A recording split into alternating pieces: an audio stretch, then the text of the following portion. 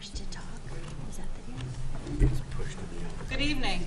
Welcome to the 13th meeting of fiscal year 2019 of the Milton Planning Board. I'm Cheryl Tagayas, the chair, and I have further board members to my right. Richard Beeler, member. April Anderson Lamoureux, member.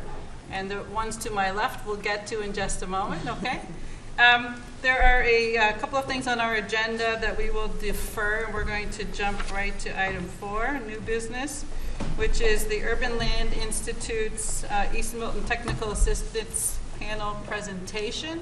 And I'm going to call on our Assistant Town Planner, Lauren Massier, to give an introduction, and then we'll get right into the presentation. Hi, good evening, everyone, and thank you for joining us. I'm here to introduce the Urban Land Institute's Technical Assistance Panel for East Milton. We began this morning at 8 a.m. with a tour of East Milton with the very excellent panel that you see before you. We followed up with, the panel had stakeholder interview sessions with various residents and business owners, landowners in East Milton Square, followed by a very intensive several-hour-long planning charrette that will come, that resulted in the presentation that you're about to see before you. The panel here represents a variety of land use and real estate experts that are here to advise on the future of development in East Milton. So without further ado, I would like to introduce Monica Bowen, the Director of Policy and Outreach with ULI. Thank you. Thank you. You pretty much stole my thunder and talked about ULI. But no, thank you for having us here. My name is Monica Bowman, as she stated, and ULI, our mission is to focus on the responsible use of land and the development of that land. And we go through out New England, go into communities just like this to help them with challenging land use issues in their community. The people that you see before you today, they are volunteers. We are a member-driven organization, and so our members give up their time and their expertise to come into communities to help them with these challenges. We do this because it is an extension of our mission, and we are here to make sure that land use is sustainable and meet the growing needs of our region. So I will now turn it over to the chairs, our members of this TAP. Good evening. I'm Jim Heffernan. I'm a commercial real estate development attorney, and I am a co-chair of this technical assistant panel along with Michael Long, who's going to present really the work he did today, which was actually really good work, and hopefully you will see it shortly. I will highlight that, as Monica said, that we're a group of volunteers, of professionals, are members of ULI, and we come from various backgrounds: architecture, design, landscaping, development, law. And we started the day at 8 in the morning, and I did want to jump out of the slide for a second just to go into it. And I will also note a couple of things special to this TAP. One, this is the best lunch and dinner we've ever been provided to TAP. So thank you very much to Abbey Park. We usually get cold pizza, so thank you. And we also had some technical difficulties, so apologies if this looks rushed. We did spend a lot of time this afternoon putting this together, and this is just to highlight a start of this process. We met with a lot of stakeholders, and it's to give you some thoughts, to show you your assets, some of your challenges, and some recommendations. It's not a this is exactly what you should do. This is to get the discussion going, some tips, some advice, and go from there. And it was focused on East Milton Square. And the reason why I wanted to shoot to the Google map here is to highlight that we were given a tour that started this morning. We started to the east of the square a little bit and walked around Adams Street, around the buildings, and to the park itself above I-93. We also went into the Fruit Center and toured then around Mechanic Street and then up Granite Ave. It was in the morning. We got to see the changeover from the high traffic use to the calming of the traffic after 9:15. And then we felt cold enough to go inside and meet with stakeholders. If I could switch this without continuing our further technical. There we go. It's getting there. All right. And we were asked by the town of Milton, and since Lauren stole our show, I just want to highlight they were her and Bill Clark were instrumental in putting a lot of this information together and organizing us, and they presented us with these 3 questions. I won't read these block by block, but really they're three buckets that we're looking at. Best practices in district planning and stakeholder engagement. And related to that, number 2, managing use boundaries. And then the third, priority issues for further study. We're focused on these 3 areas for East Milton. And we were looking at the business district, but also just beyond the business district. So it was a comprehensive look at that neighborhood and to give advice on these 3 areas of questions. And you will see we will go through the process of assets, challenges, recommendations. The recommendations do not follow these exactly in this order. We put it in an order that we think makes more sense in the order of recommendations, but they are, to keep in mind, to answer these 3 areas.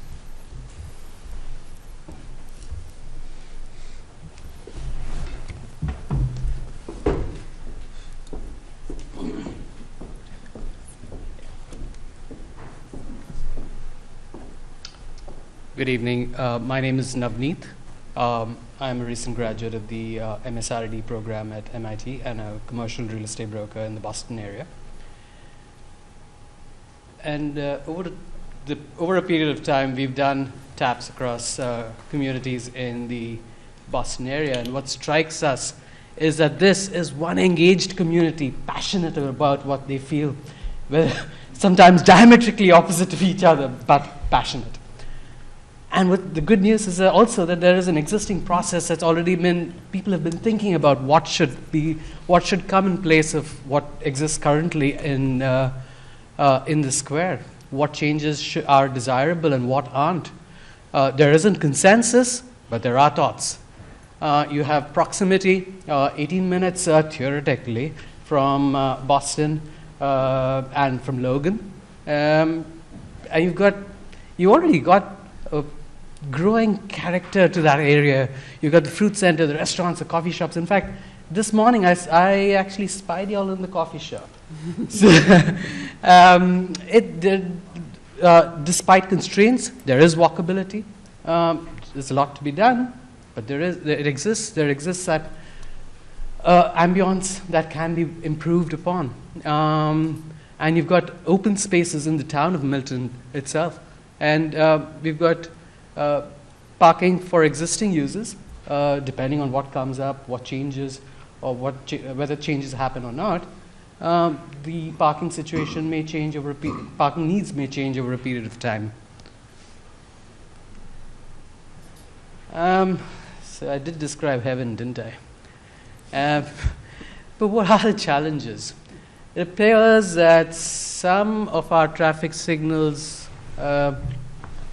need improvement. Pedestrians are having to dodge cars jumping signals. There's circulation problems around the square, and an issue that came up was that zoning that had been enacted such a long while ago is now kind of functionally obsolete from where we are. The conflict between change and between the people who ask for change and those who have it in their right to temper that change highlights a process improvement that's required, and that process needs to be improved. There's the engagement process in terms of overlay districts, or the conversation, how that conversation is happening, not the outcome, is what strikes us as an area where we need to place stress on. There are also the issues of affordable housing and outdated building stock. From now on, I'll pass it over.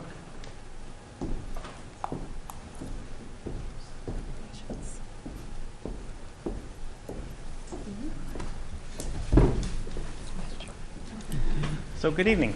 I'm Michael Wang. I'm co-chair with Jim of this TAP, and have to say I've really enjoyed the process today and talking with everyone, and my second visit in the last couple of weeks. So I feel like I'm getting to know this place quite well. I do feel like there are fundamentals to planning and visioning that sort of apply across the board, and I think your master plan actually has done quite a good job of identifying goals and making recommendations, and among those would be kind of the idea of creating a specific vision for each one of the commercial districts. I think that is a terrific first step. And some of the goals that were outlined were promoting economic development by revitalizing these commercial centers and integrating mixed use and even vertically integrated mixed use. I think it's okay to have that happening in this type of an environment. I think the master plan also acknowledges that there's a real need for a diversity of residential types, and that can include increased density in certain locations, the availability of more affordable mixed income housing, and all these types of things are perfect for these types of environments. But in addition to that, I think there's another layer that needs to happen, which is placemaking and really thinking about what makes an enjoyable experiential public realm. So when you go through a visioning process, I think, when I first came to this, I have to say, well, let me go to the next slide.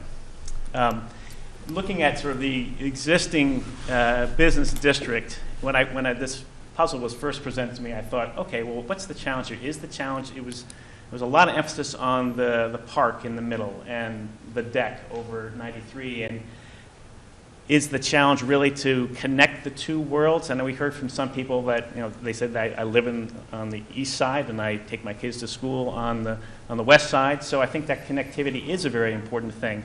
But I think that there may be, or at least the way I sort of read it, there may have been too much, or there is too much focus on what is the quality of that public space that's over the highway, as if that's going to solve a lot of the problems of placemaking and place in this location. So we started to think about, what other ways could you achieve the master plan goals in this area, and just sort of thinking outside the box here a little bit, and realize that these are diagrams that are kind of fast and dirty, and were part of a brainstorming session that we had.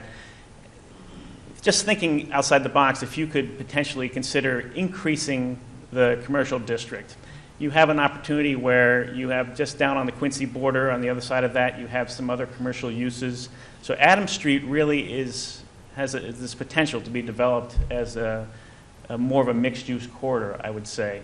And so you can see here the opportunity to potentially expand in a number of different directions. A lot of these areas that are on the periphery of your existing district that are commercial uses aren't in the commercial district. So you could begin to incorporate some of those as well. So this idea of creating spines and a network of streets that are part of a more mixed-use commercial district that have sort of a hierarchy to them could really make this a vibrant sort of collection of streetscapes, I think. And then another layer that you could consider or should consider are public open space and public parks. And of course, you see the one over the highway, and you have Crane and is it Andrews? Yes. And so then the opportunity could be to introduce some other smaller pocket parks. If you were to begin to develop the Andrews Street corridor as a more significant thoroughfare, you might introduce a public park along there that could become a different type of public realm. So there may be certain types of active or passive recreation that are happening on a park like that's over the highway, but you might have an opportunity to have a different type of experience in some of these other different kinds of parks.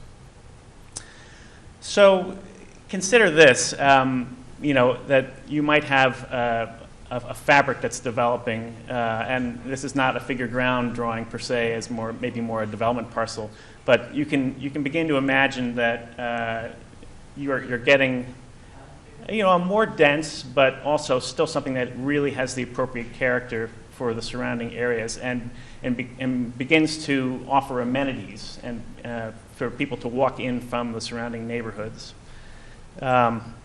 And then you notice that I've taken some of the parcels towards the center of the district and made them darker. And so I think there's also an opportunity to think of this as having some more height and density in some areas that would be more towards the center of a district like this. And then you could transition to lower density, lower height developments as you move towards the residential neighborhoods. So it's just a way to think about it. And then, of course, there's a whole other layer of things to make these areas work.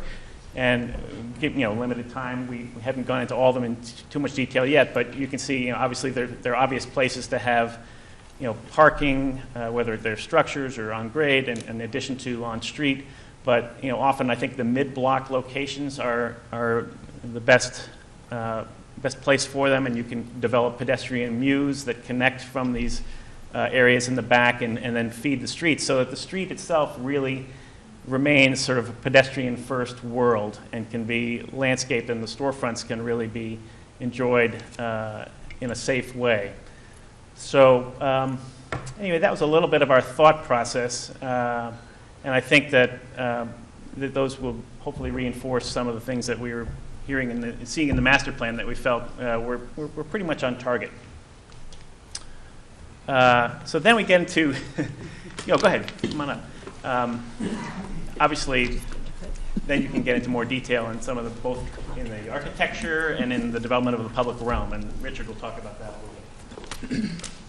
Hi, my name is Rich Houghton. I'm a landscape architect, and I'd like to zoom in for a moment. We thought it would be a good opportunity to take it from the district and zoom into an area that the town has been looking at, and this is an example of a plan that they had presented last year. And it incorporates some design ideas that we think could be applicable to the larger district context, and also would be useful directly in this the deck area over the highway. So one of the core concepts is traffic and signalization improvements. And what we heard today were a lot of concern about pedestrian safety and the speed of vehicles and the volume of vehicles. And so ways to mitigate that are obviously of great importance to concepts in this district. So this plan shows a number of signalization areas and shifting of some of the curb lines to reduce crossing distances. We heard a lot of concern today about people being hesitant to, for example, park on the west side of the deck and make their way to the east side. So also creating a buffer between pedestrians and vehicles, so potentially taking some sidewalk areas and moving them a bit more inboard from the side, from the street curb lines, and also opportunities to buffer from the highway where noise was also a big concern. So creating maintainable planting conditions that can create a softer and more inviting town village center character would be a way to change some of the character of the existing conditions, and also could be applicable to the larger context and create continuity for the entire district.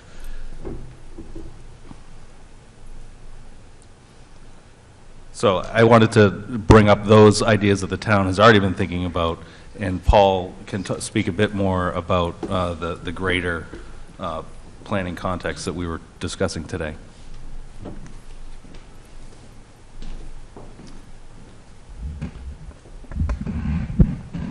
Thanks, Rich. So my name is Paul Nelson. I'm a planner with Howard Stein Hudson, and thank you for the opportunity to come here and work on this square and the area around it.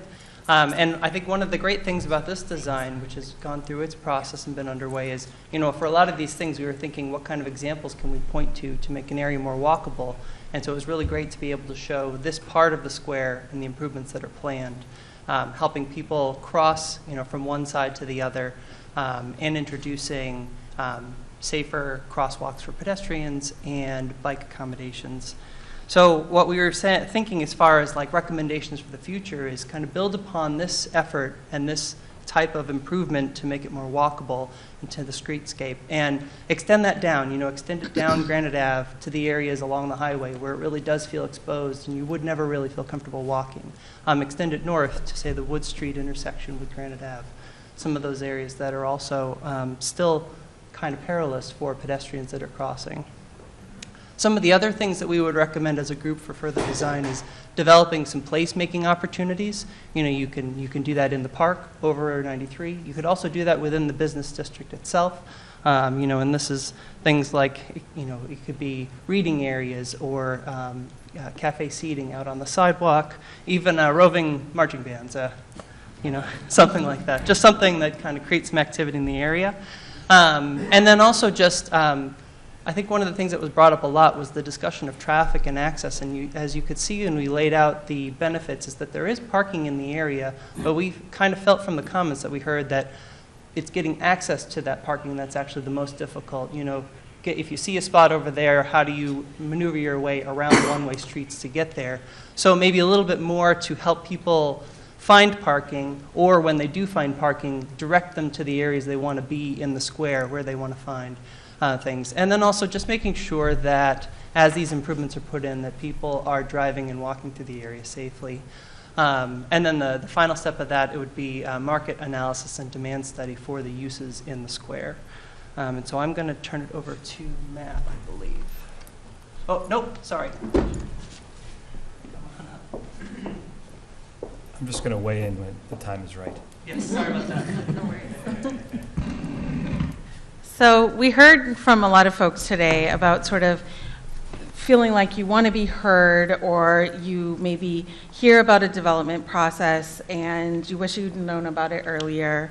Or, we also made the observation that, maybe there are certain groups that were weighing in a lot and were, is the entire community engaged in the process?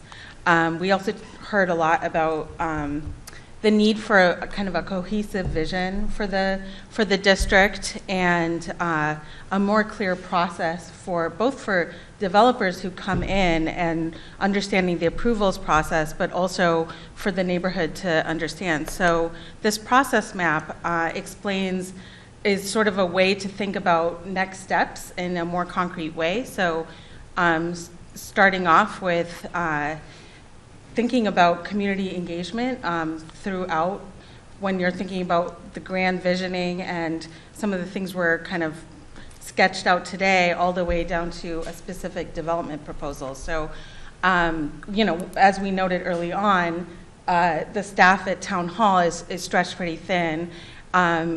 So some of this work would need to be done probably by consultants to develop a community engagement process.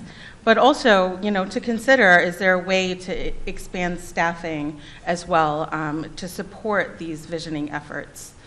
And then actually developing a vision and a master plan for the district, building on plans that already exist. You already have a master plan for the entire town. You have traffic studies and other recommendations that have been made along the way, but that sort of cohesive vision, I think, is what we heard was lacking along the way. Once you have a vision of what it is you want your district to be about, then drilling down with the actual regulatory and design tools, such as a 40R district or mixed-use overlay zoning district, and design standards and design guidelines.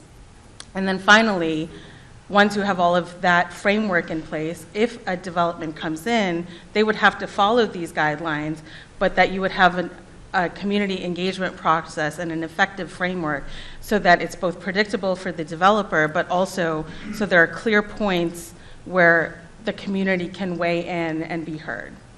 And I'm going to turn it over to Matt to talk a little bit more in particular about step 3, which is where things get a little more technical.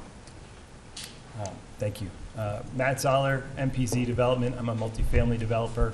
I do mixed income housing and affordable housing. That's what I specialize in. It was really interesting to walk around East Milton today. I live in Milton as well, and with this lens, we had a different kind of opinion of what was happening in the square, and it was good to get all of these professionals together get the input. As it relates to step 3, I think there's a real opportunity in East Milton to increase density significantly. And I think it's beneficial to the community, but also to the development community in that by increasing the density, you allow for all of these things to happen that we're talking about. Resources become available through the increase in density and through the additional development. And so you should consider that when you're thinking about this. 40R is a tool at the state level that already exists and can be adopted pretty readily by communities. I've developed a 40R district in the past, and it's a great set of tools. It comes with design guidelines, so your interests as a community can be represented through that process. And then there's a regulatory framework to get that done efficiently. It gives the community some comfort in what will happen going forward, but it also gives the developer surety that they aren't spending time that they shouldn't be on a project, which is very important in the development process. So we just wanted to highlight that in the overall process. I think the next slide. Great. And I think we're going to hand this over. I can take it right from here. Excellent. I'm Mariana. I'm from Mass Development. And I really sort of want to reiterate that density is not a bad thing. One of the things that I heard over and over again was this desire to keep a small town feel. Actually, density is your solution to doing that, because not only are there going to be design specifications set that can set that overall tone, but it will also increase revenue and allow for some of those changes, and that will give it that small town welcoming feeling. One of the things that we've already done that within Milton in 2003, we already did a tap for Milton Village. And you can take a look here, that here are some homes that are 4 stories. We have streets, we have greenway, but at the same time it still holds that small feeling. Oops, do we have the other? I turned you off. All right, turn you back on again. Got it? No. There you go. All right, this one.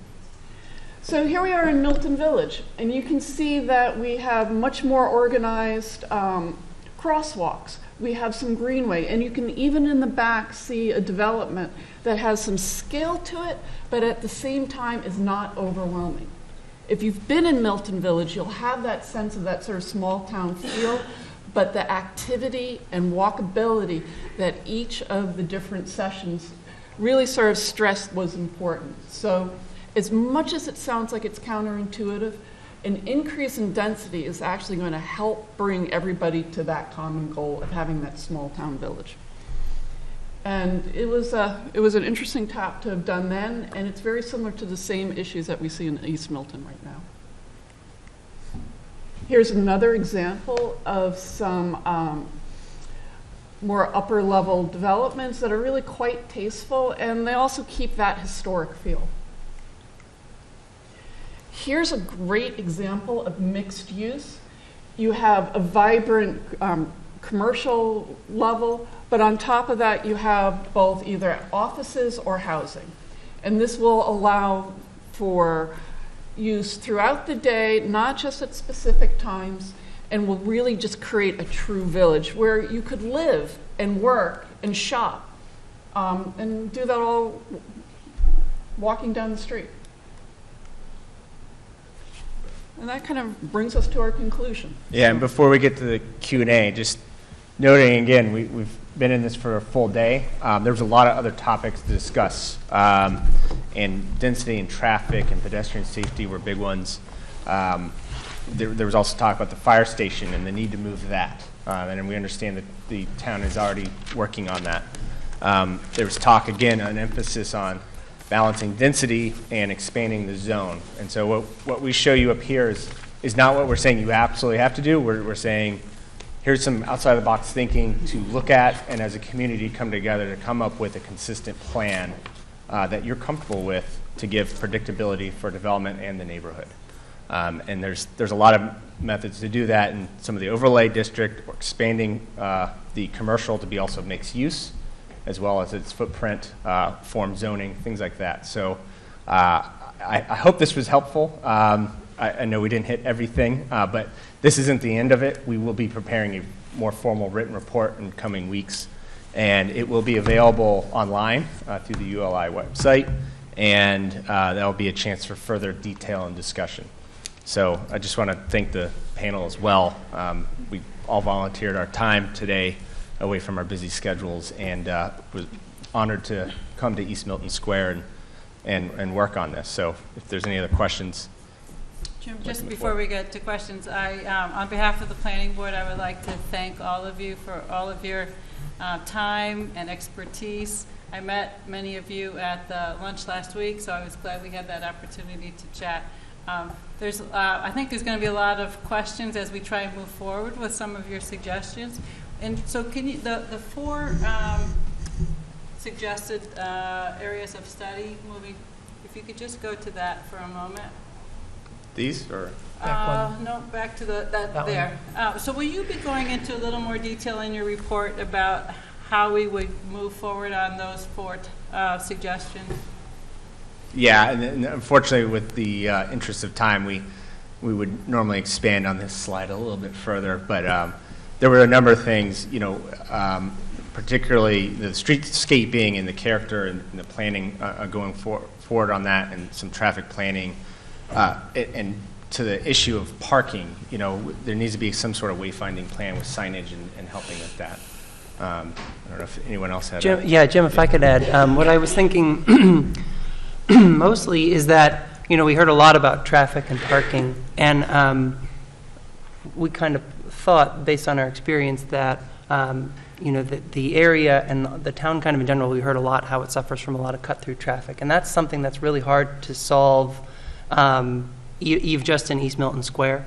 But we thought that one thing that could work is, providing some separation from that traffic that's on, say, a Granite Avenue from the sidewalks, and that would help improve the environment. They're having the 2 lanes of traffic there and being able to maybe rethink the parking that's along there. It's not as in demand as other parts of the square, so maybe that's an opportunity for, a new landscape buffer between the 2 lanes of traffic, which could be potentially narrowed. I don't know the dimensions.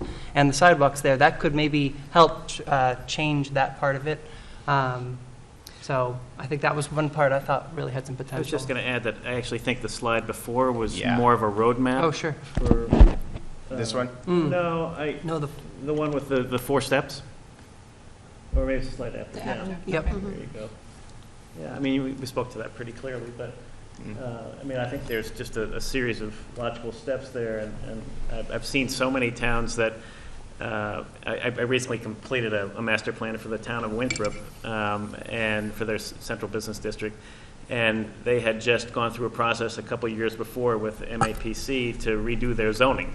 But they had done the zoning before they had the vision for the district, and so that was kind of backwards, and now we're just starting to do the zoning again based on the recommendations from the master plan. So I think there's a logical sequence here, and ideally it will make development more predictable and streamline the community engagement process in a way that makes it less sort of at each other and working together.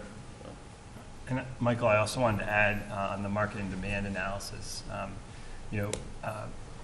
Milton's fundamentals economically are very strong.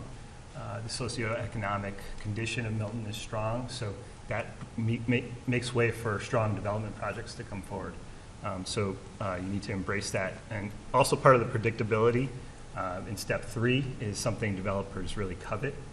So giving them surety that they're going to be able to move forward through a planning process, and having that be, the project be the end result of that planning process, that makes all things come together. That's sort of the form-based code approach in a sense. You can do a hybrid version of it, but just where the discretionary aspects of things is more front-loaded, and when you have a really thorough set of guidelines, then the community can feel assured that things are going to be developed in a way that is respectful of the character of the place, but at the same time, the development team knows that there's a series of steps they can follow.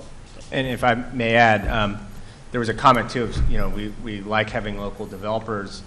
You have local landowners that want to develop in this area, and that is an asset for your community, and also an asset is that the neighbors are engaged, And so it's trying to tie those two together so that the local developer doesn't leave, and then you have an out-of-state developer who has the resources to go through the long haul on a more complicated zoning process. So part of that's also to address some of the concerns of bringing the two sides together. And I think that spells out in this process. Okay, so I think I'd like to suggest we'll take questions. So Jim, if folks in the audience want to raise their hand, and Jim, you just call on them as you see them. Okay, do they need this microphone? Yes. No questions? I have a question. April. There was a slide about expanding the business district, and I wonder if we could talk, somebody could, I don't know if that was yours, Michael, maybe could shed some light on how, how you came to that boundary. Was there some thinking in how that was Michael, designed? do you want to stand here and not twist your back? Jim, you should go to the beginning one and go back and forth between the outline and. This one summarizes it all, so that's fine. Where were we? Yeah. Well, I think as I said a little bit before, we heard some stuff today about people worried about height and when the master plan is sort of calling for increasing your commercial base, right? So height could be an aspect of it, but also expanding the footprint of the commercial districts can be an aspect of it. And I really think you see a lot of towns these days. I mean, I'm working on helping Newton with their zoning redesign, and they have the village centers, and Newton has very well-defined village centers, and then they have this sort of connective tissue between them. But the most important thing, I think, is the transition zones between those village centers and the surrounding residential neighborhoods. So you already have, as I mentioned, some even the fruit center is not in the business district, and I mean I don't need to tell you all this, but in any case, there are a number of instances where I don't think the business district, as it's defined now, makes a ton of sense. And then I guess what I was really struck by was it's a very sort of different world on the west side of the highway as opposed to on the east side. And what we sort of felt and we're hearing was that the center of gravity of the village really is on the east side. And so when you think about Adams Street and you think about the quality of streetscapes that become, walkable shopping environments, mixed-use environments, it just seemed like there was a great opportunity to think about expanding out in that direction. And you can, whether it's actually expanding the business district or treating that area as an overlay, it doesn't mean if somebody has a house in one of those blocks that it's going to get torn down tomorrow. It just it provides actually an opportunity. It probably increases the value of their properties because anyway, I just think this is the way we were thinking about it, as that might be a logical way. There's also this phenomenon of these narrow strips of business district that run along, single-loaded along the highways. And so if you notice that sort of Mechanic Street area could be kind of a nice way to tie together that existing commercial tail, if you will, that's south along the Southeast Expressway there with Adams Street, and kind of tie that whole neighborhood in together, and you start to get a network of streets, and it could be quite an exciting place to be, I think. Yeah, and just to add to that, commercial mixed use is kind of what we were thinking here. So that means, ground floor retail or commercial on the first, second floor, and up above, residential potentially. So a mix of uses in an existing commercial district. Rich has a follow-up question. Yeah, just so while you're up there. Sorry. Sure. Yeah. I think this is interesting, but it's a big plan, right? but it would take a while to get there, I would imagine. Oh, of course. So in your experience, if the town wanted to do something like this, I mean, it really would be individual projects going up one by one. When do you see something like this being realized? How long is it going to take? Yeah. Like in your experience, how long does it take to change? Like that's a big change to a town. Oh, of course. So how long would something like that take to? Wow. Totally built out. Well, I would assume that was probably the answer, but I just was curious because I think that's what people would have in mind. Because if you rezone this, you're like there's a post office in one of those blocks. Sure. Chances are that they're not going to give us that property to change into. Post office can still be in that equation. Yeah. Michael, can I jump in? Sure. So if we can go back to the 2003 example, when ULI came and had a conversation with the city, I'm sorry, the town, forgive me, with the town, it took a while for the images that we showed you to manifest. And so it's 2019 now, and so you could do the math on that. So How many properties was that? Included Henry's. This is one. And the Henry's is Wow. about to start construction. So you're talking So that would be the 40 second years. one. Third. Oh, the third one. Thank you. So, I mean, that's over, what's that, 15 years now? Yep. Yeah, so that's a while. So, and that's just with a couple of projects. I'm not sure, I would have to go back and do more due diligence on, you know, how you changed the zoning code and what was the community process that then allowed those developments to happen or maybe not to happen. All of that influence the ability for these projects to come forward. So it's one thing to put these recommendations in place. If you go through that whole process and you do everything, still, if there are moments where maybe there is some community dissent, then it prolongs it. So I'm not really sure if we can say a particular time, but you can No, put I the wasn't looking framework. for, I was, in your experience, Yeah. when you see a community like this to Yeah. revitalize, how long would it take? Because this Yeah. isn't the first time somebody's I just revitalized want an to, area. I want to add something to this conversation because all of the work done on Elliott and Central was vis-a-vis a special permit process. This would be an overlay or a 40R district, so you would have a consensus on planning at the beginning. So over time, the development of the district would be informed and could progress, you know, I would with everybody. Yeah. also say that every master plan has to be a living document. So you may get only 25% through this vision, and then down the road a ways, it's going to need to be a different vision, and so it has to be ever evolving. So Yeah, and I would doubt you'd ever get it. You know? No, I was just curious about like what other people have seen in other areas, if you had known or read. And I think some of the history of Milton is also important here, where when the highway came through East Milton, you know, that was a change then. You know, we heard today a lot about that history. And so, you know, change is evident, and it just happens over time. And this is just a way to kind of interpret how some of that change might take place going forward. So, sorry, if I can just ask back to one of the things you said, Michael, I think about the streetscape. If you could just talk a little bit about that, let's say, you know, Granite Ave versus Adams Street are probably pretty good examples. But some of that is public realm, right? So some of that would be on the town to think about, whereas some of it's the private property. So can you just give us a little bit more of what your thinking is there? Well, I mean, it's about connectivity, I think, and creating different types of, you know, environments that have sort of hierarchically different experiences. So I think it's really nice to have like a major thoroughfare or a focal point of a pedestrian street, but then have secondary and tertiary streets and spaces and that can be used in different ways. So I think it's equally as important to tee up the development parcels themselves, but then you have to, the city also has to, or the town, excuse me, has to put energy towards really thinking about how the public realm is going to evolve, and that's thinking about the quality of the different pocket parks or public gathering spaces that could be formed, and then what's the quality of the streetscapes that are happening, all the aspects that make up a successful streetscape, and how, you know, the continuity of storefronts can really reinforce that. And I think having a double-loaded street is a very different world than you will find along Granite Avenue, obviously. So if you use the Central Ave, for example, you probably noticed that there were improvements to the public realm there with the sidewalks, the streetlights, et cetera. And do you see that that is something that could carry over into East Milton Square to help tie it together in terms of that kind of public realm improvement? It's part of a larger design guideline. I think that could be beneficial. Okay, questions in the audience? Yeah.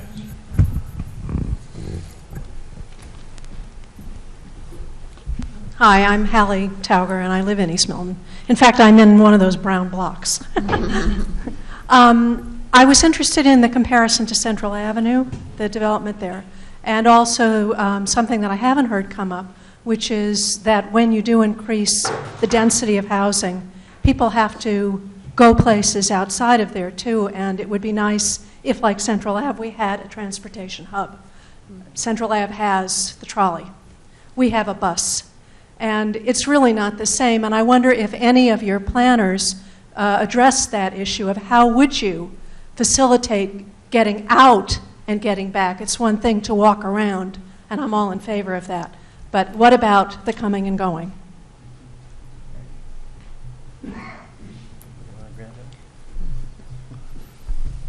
As far as the public transit, I think we had talked a little bit about that. I think most of it, we did focus more on the transportation and movement within the district itself. I think that East Milton Square does have, everyone described to us that, especially during the peak periods, traffic is congested, and you do have the bus routes there. So I think that as part of the bigger vision for the area, I think finding a way to include transportation improvements into that would be a smart idea, because I know, you've got MassDOT as a major owner of infrastructure there as well, and I think if you can tie asks to them to plans that you have for the community and that you're prioritizing movement besides just via car, I think that would all help.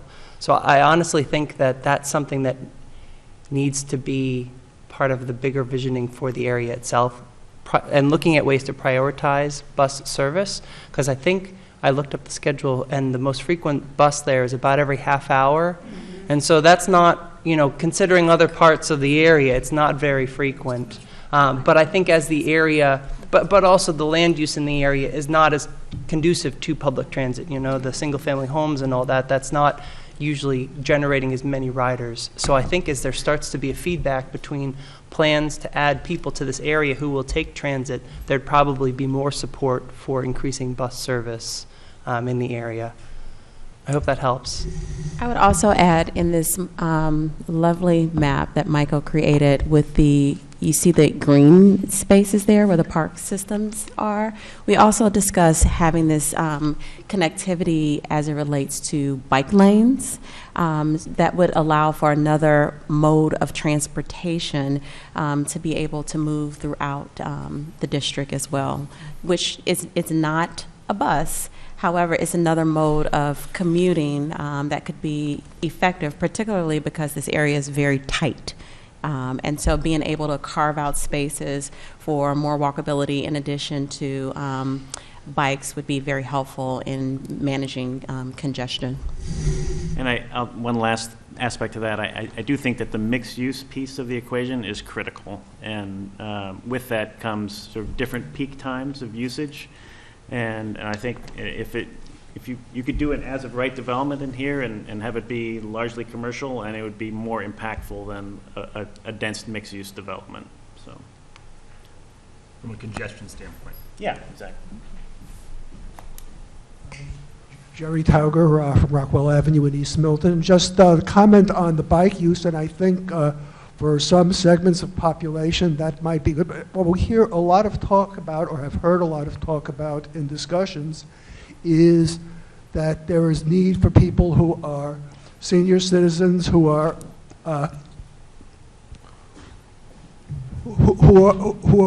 lowering their footprint and seeking to be able to afford to remain in Milton, and public transportation is a response to their needs. Bike lanes are not.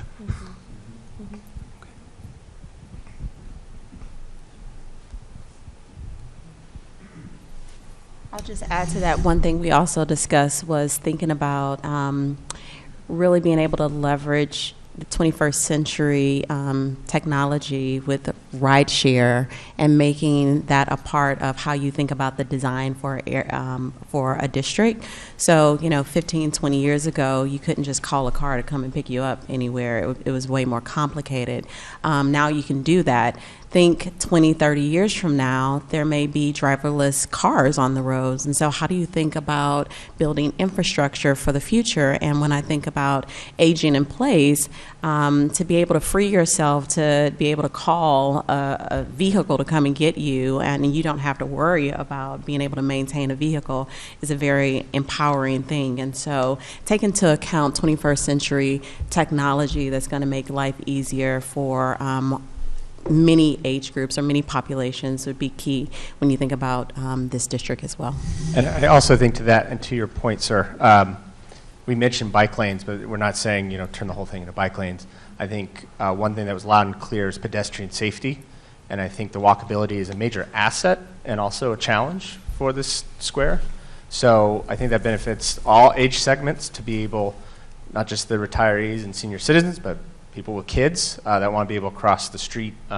So the plan that we showed earlier too, with some of the landscaping and the improvement of sidewalks, which the town is already working on from what we understand, that should be a real main focus for this community, is improving that walkability, improving the sidewalks, getting as simple as a can of paint out there and painting better markings. That's not going to solve it all. There's still the odd layout of lights. We heard loud and clear too, the traffic light in front of the post office is not the safest spot in the world. So those are all things that need to be in consideration that benefit the seniors living in town and staying in town, who want to stay in town and walk to Fruit Center, and also the 20-somethings that want to hop on the bus or ride the bike. They need to be safe. The parents with children also. So I think that all benefits all age segments. And Jim, I would also add to that the affordability of housing is key to longevity and success in this neighborhood. And with design guidelines and an overlay, a change in zoning, you should seriously consider your affordability requirements and increasing them, so you can make a community that will house everybody for the long term. Milton is well below their requirement for state affordable housing, so something to consider when you're welcoming development here. It can be supported vis-a-vis the economics, and there are also tools to create affordable housing available in the Commonwealth, financial tools. So I have a question, Matt, relative, you've mentioned 40R, and 40R has been something that's been brought up to consider for this district, and you have some experience with it.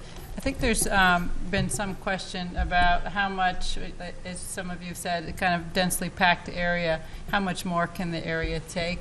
And so I guess we're curious if there's other examples we can look to where there's comparable kind of scale, and whether they've done something like this with a 40R district or a mixed-use overlay. Any of you?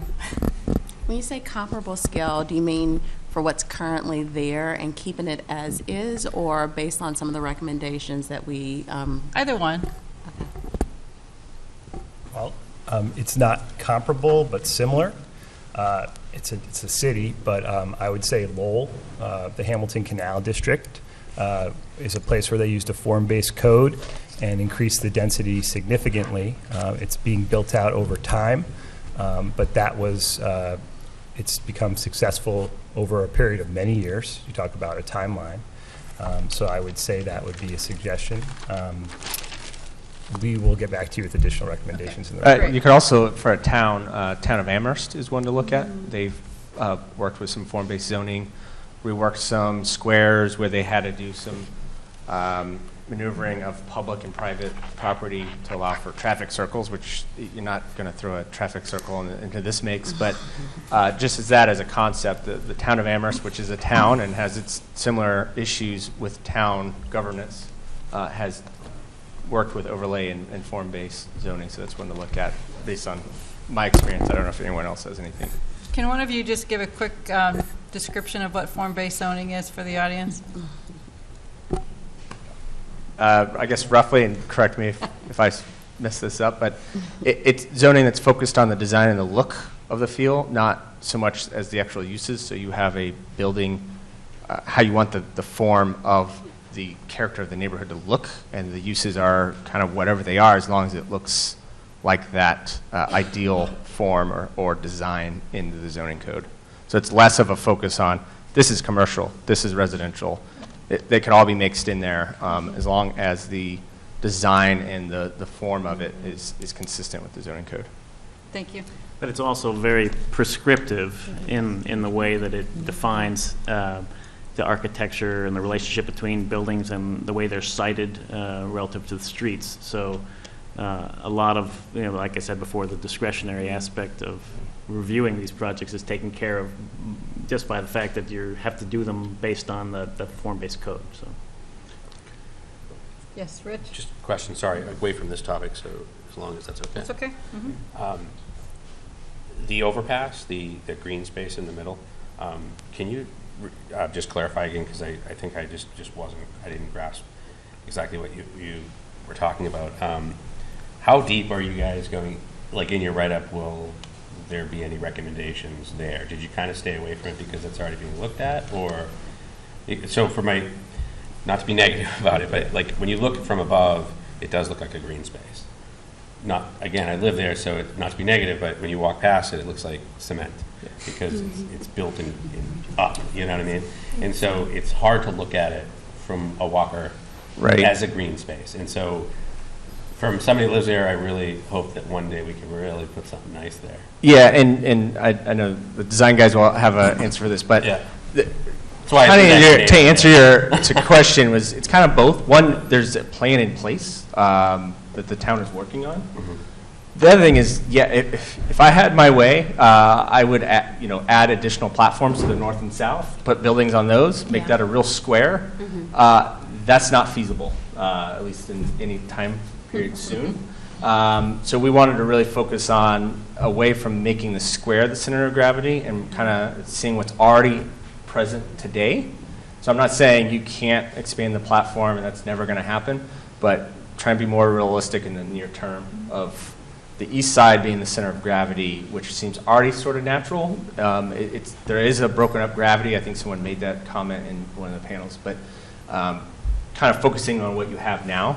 But absolutely, it would be great if you could move the fire station over on the south side, because the south side you have the noise.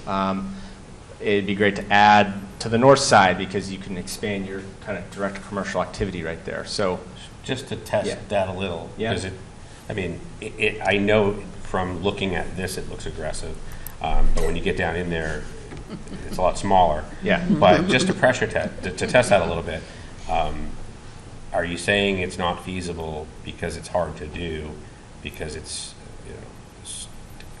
state owns it or whatever, or that there's no path to that? I'm thinking that if we're looking at this as a long-term vision, well, what is the path to make something like that? Economics. Yeah, the economics don't facilitate covering the deck of the highway there. Well, it seems. Well, I guess I was looking at it for we just don't have the authority to do that, right? Because we don't. You don't have the authority to, as we understand it, you don't have the authority to change the existing park because it is a park. Right.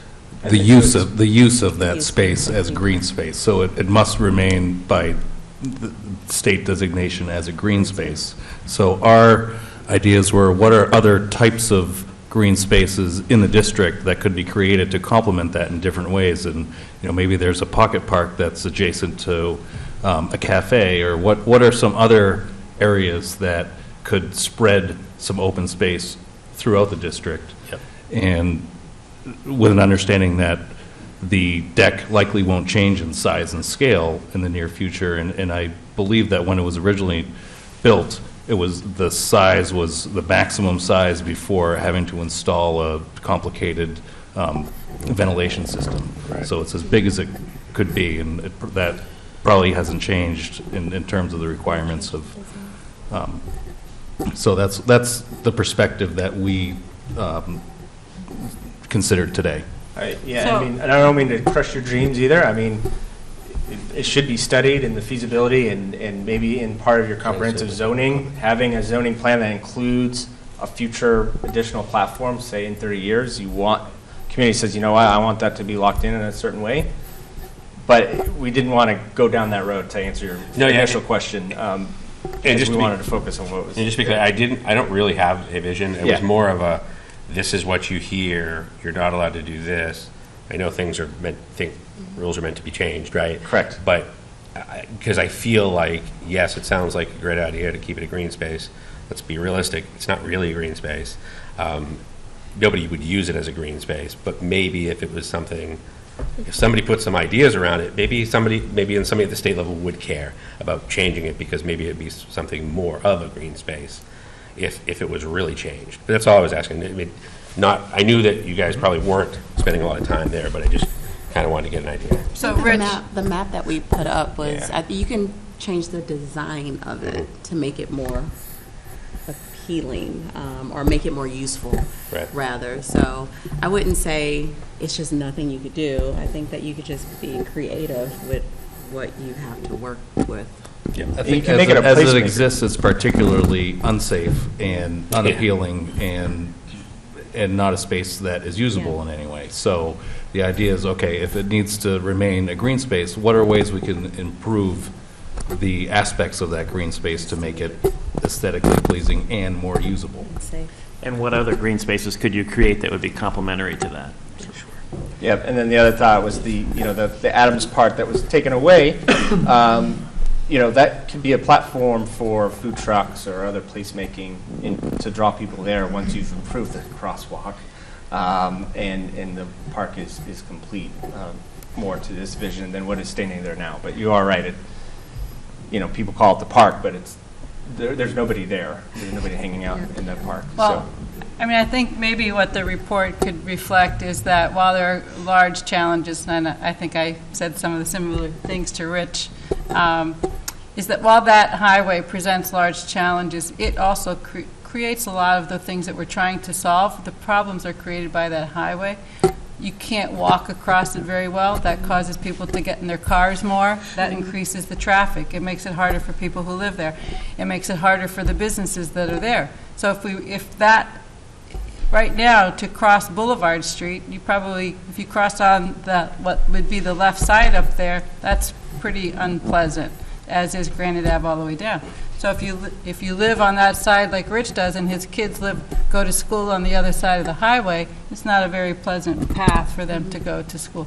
So even the crossings, even if you can't afford to build buildings there, if you had more crossings and the crossings weren't dedicated to moving cars, instead they were dedicated to moving people as well as cars. I think, maybe Rich would get a little bit to what you're talking about. So I think even if in your report you said this would involve Mass DOT, this would involve Federal Highway, this would involve whatever agency, it would require your state and federal elected officials to get involved. If you outline that for us, at least then people know what's involved with it, rather than saying it's not really something that you're going to do in the short term. Ned, I saw your hand. Yes. Yeah. Maybe such a historical context to the development of that park. I was chief counsel at Mass Highway when Congressman Moakley found the money in, I think it was either ICE-T or T-21 in the 1990s for an experimental project to see whether a park could knit back two sides of an interstate highway. I think in roughly 2,000 numbers, that park, quote unquote, cost about $20 million to build. It was all about building the structure over the highway. It's 4 lanes in each direction to span. The cost today, just to create the platform upon which you could go up, would be significantly greater than that. Once you expand on either end, you're getting into the tunnel requirements and the ventilation requirements, because the federal rules on how long is a tunnel, and once you achieve a certain length, what do you have to do to install ventilation, et cetera, is significant. All of that just building a platform. If you think about John Rosenthal and his desire to span the turnpike with his development, that's a massive development that's proposed in order to pay for the infrastructure costs to build that platform. So it's a nice thing to think about, but it is, unless there's federal dollars out there that we don't know about, probably something that's probably not going to happen. Other questions? Other questions from the board? Nope. I'm sorry, I didn't see a question. The podium is blocking my vision. Go ahead.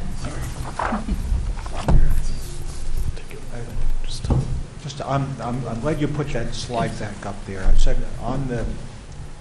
that's the version with the parking. That's the one I was looking for. Is there a rule of thumb percentage on parking that in this vision plan here, which I like? Is it 15% of it, the footprint should be parking? Would you see some parking garages maybe included in here? And the big thing that the town is working on is the fire station location. Did any recommendations pop up today? The good place to put that? Well, It's a challenge. It's a huge challenge. This is the hardest one to do in all of Milton right now by far, from what I've heard. So the fire station should be a consideration. In writing your report, if you have some thoughts after today, I think the town would appreciate that. And something on the parking vision in there. I saw there was a few circles on parking, but, you know, is there a rule of thumb on so many square feet of commercial and residential that you need 15% footprint parking? And where would you put a parking garage in here if that's one of the solutions? You know, I'm concerned about retaining open space in there. I'd like to see 20, 30% open space in here, but you do that by the initial layout and the requirements as has been done in other towns within the state and some of the examples that you gave.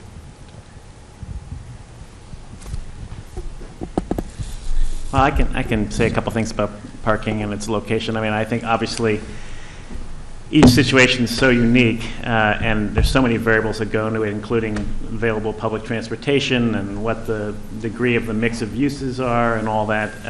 But when you're dealing with a fully developed neighborhood like this or commercial center, I think invariably you're going to need to have a mix of structured parking, on-street parking, and some lots.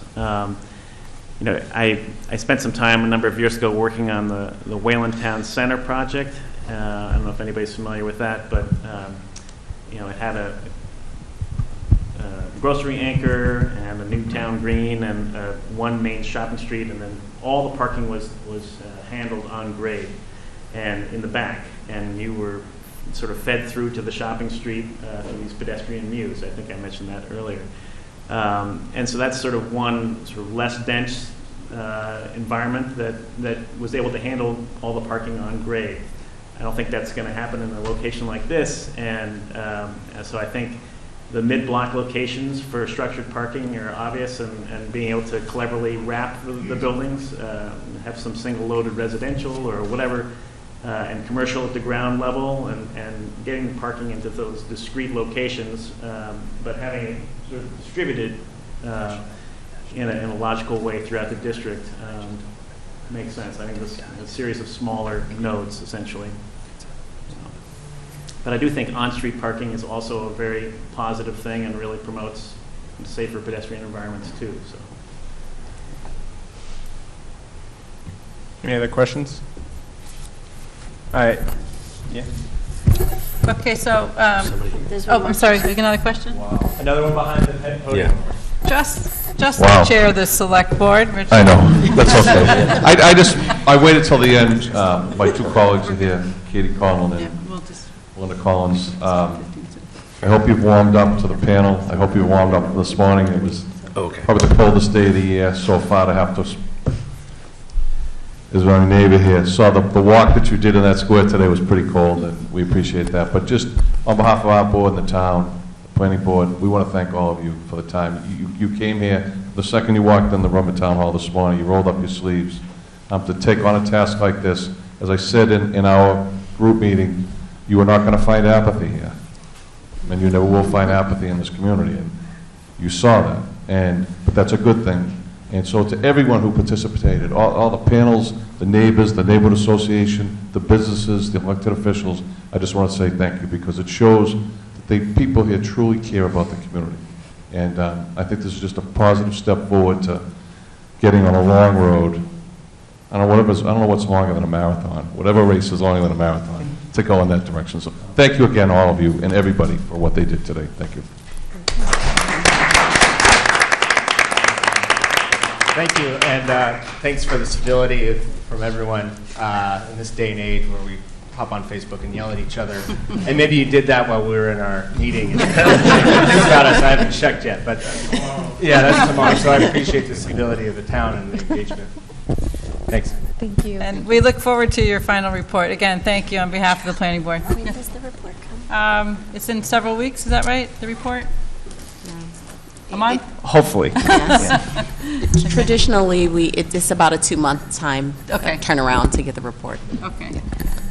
Thank you. We're being too optimistic with 3 to 4 weeks? Okay. Thank you again. Planning board will take a 5-minute recess.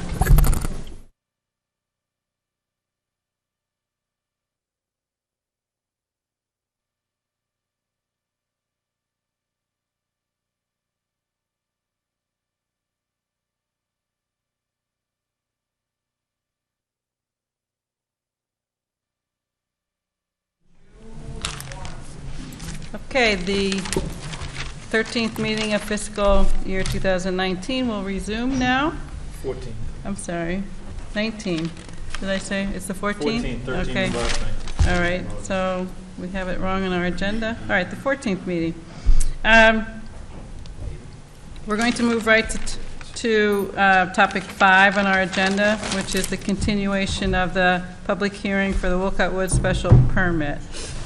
We had said on January 3rd that tonight's focus would be potentially, pending the applicant's team's availability, on affordable housing, traffic update, and stormwater. So with that, I'll ask the applicant to come forward. Could you repeat those? Sure. And we can. Traffic. Affordable housing, okay. I'm sorry, I don't know. I heard traffic. Okay. You did. All of a sudden, it's not your fault. So traffic and affordable housing, is that tonight? And stormwater. Thank you. That's much better. Having a table with a microphone. Amen. Just Firefox file. Firefox file.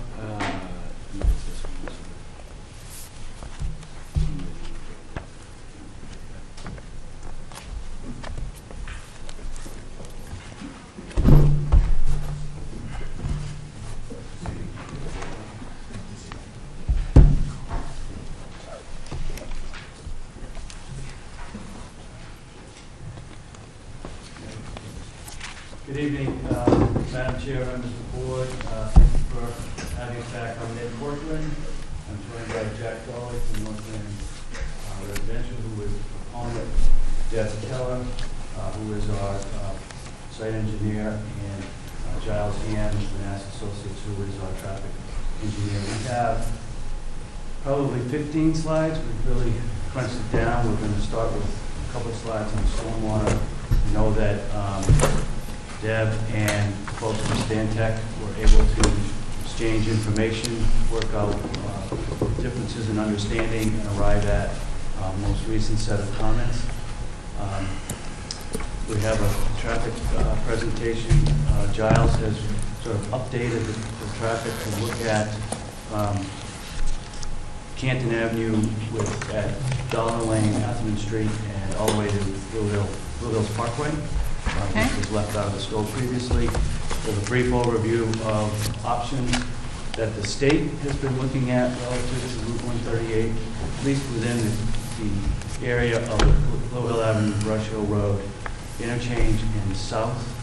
We haven't put a whole lot of slides in that go north on Blue Hill Avenue, but we put in some slides specifically relative to that.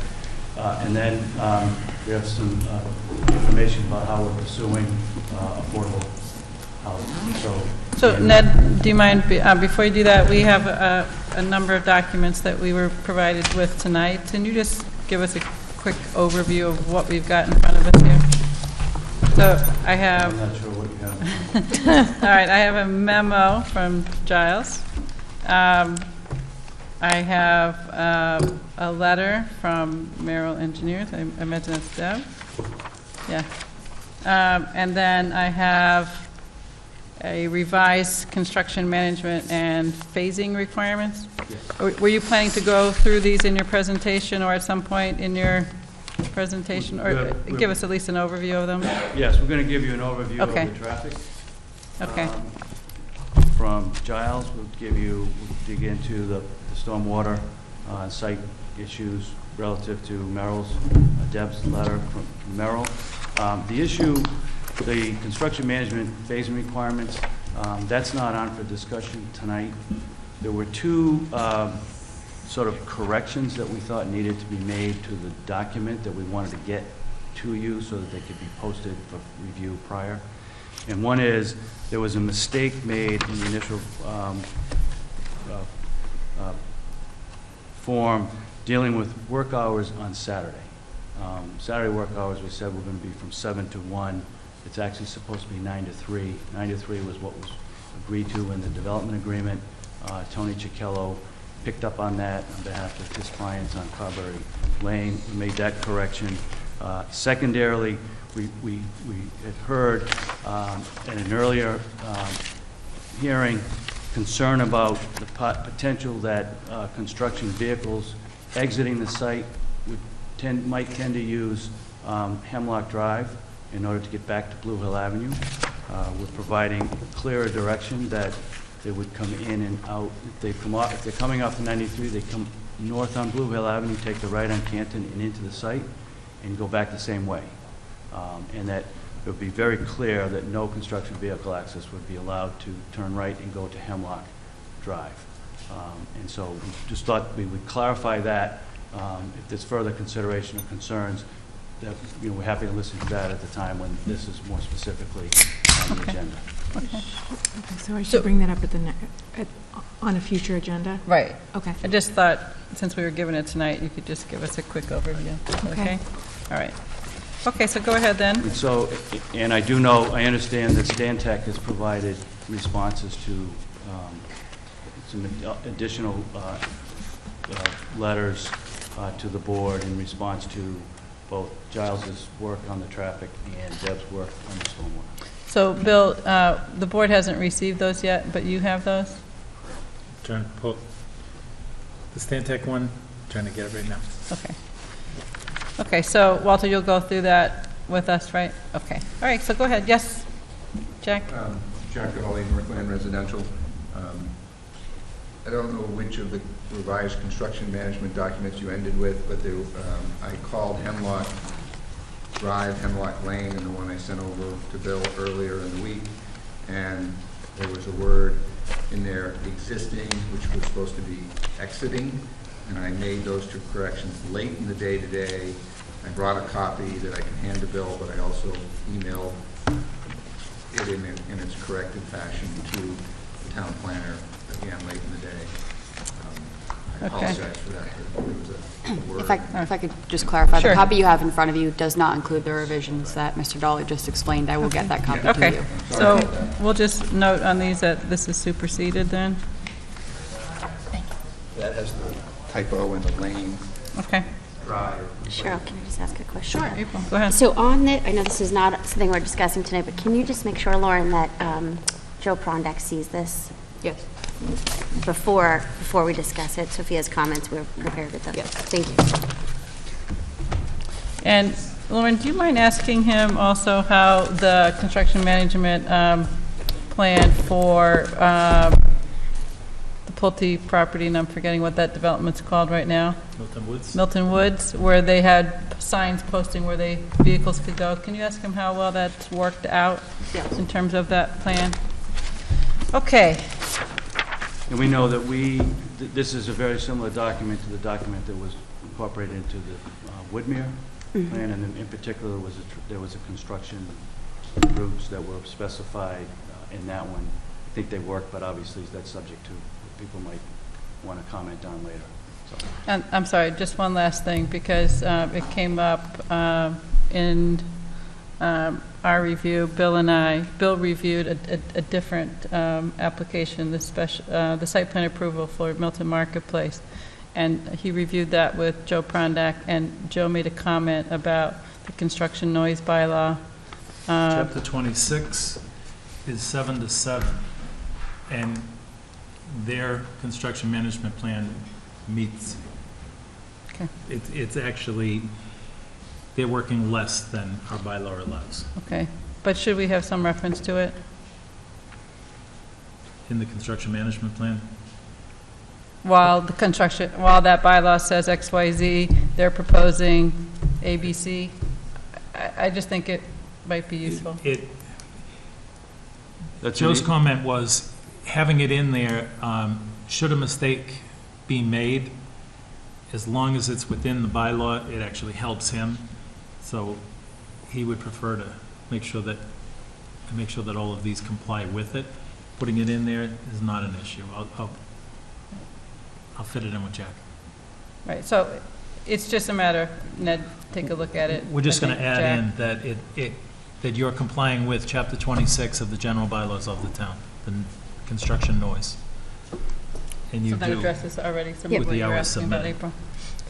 I think my comment was because there's mention of clear cutting in this construction management plan, and I know that we've heard before from the building inspector that that's not a thing because it's not defined.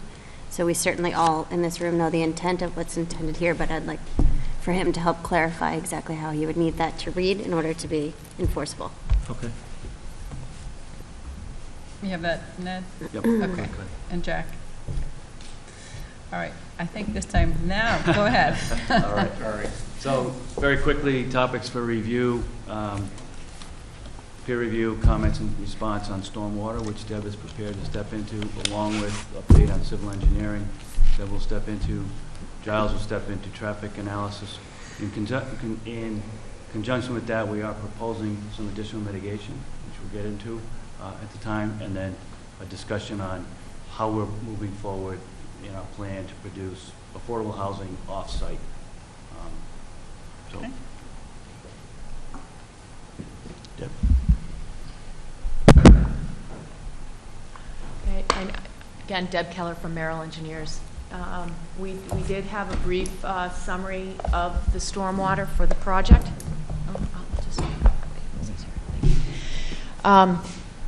So we were working with Stantec to review the stormwater design, and I'll go briefly through the design again. Has a closed drainage system for the roadway infrastructure and network. There are multiple connections to there are several stormwater facilities. We have 2 large subsurface chamber systems within the open meadow in the center of the site. There is one small one located right at the entrance. And for subsurface, we have open meadow basins. One is identified and designed as a bioretention area here, which is in connection with a grass swale that captures drainage in this midpoint, as well as the proposed driveways here for buildings 1 and 2, and a portion of the existing Devon's house, collected in the grass swale and discharges into the bioretention area here, where it's treated, infiltrated, and in larger storm events, there's an overflow from this bioretention area into the larger surface system. I guess thirdly, we have an open infiltration basin or meadow drainage again down in just to the right of the main entrance. This basin, I believe we talked about a little bit, and one of the comments that we've incorporated into the design was to try to make it fit a little bit better within the topography, not so linear. We have done that, as well as pulled out a portion of the basin was closer to Canton Ave here. We've pulled that up into the site to help retain. There is one large tree in that area. I believe it's a 3-foot diameter, 36-inch diameter tree, which we're protecting and maintaining in that area. In conjunction with that, again, we looked at extending. One of the requests was to extend the walking path behind the stone wall here along Canton Ave to the 3rd existing driveway.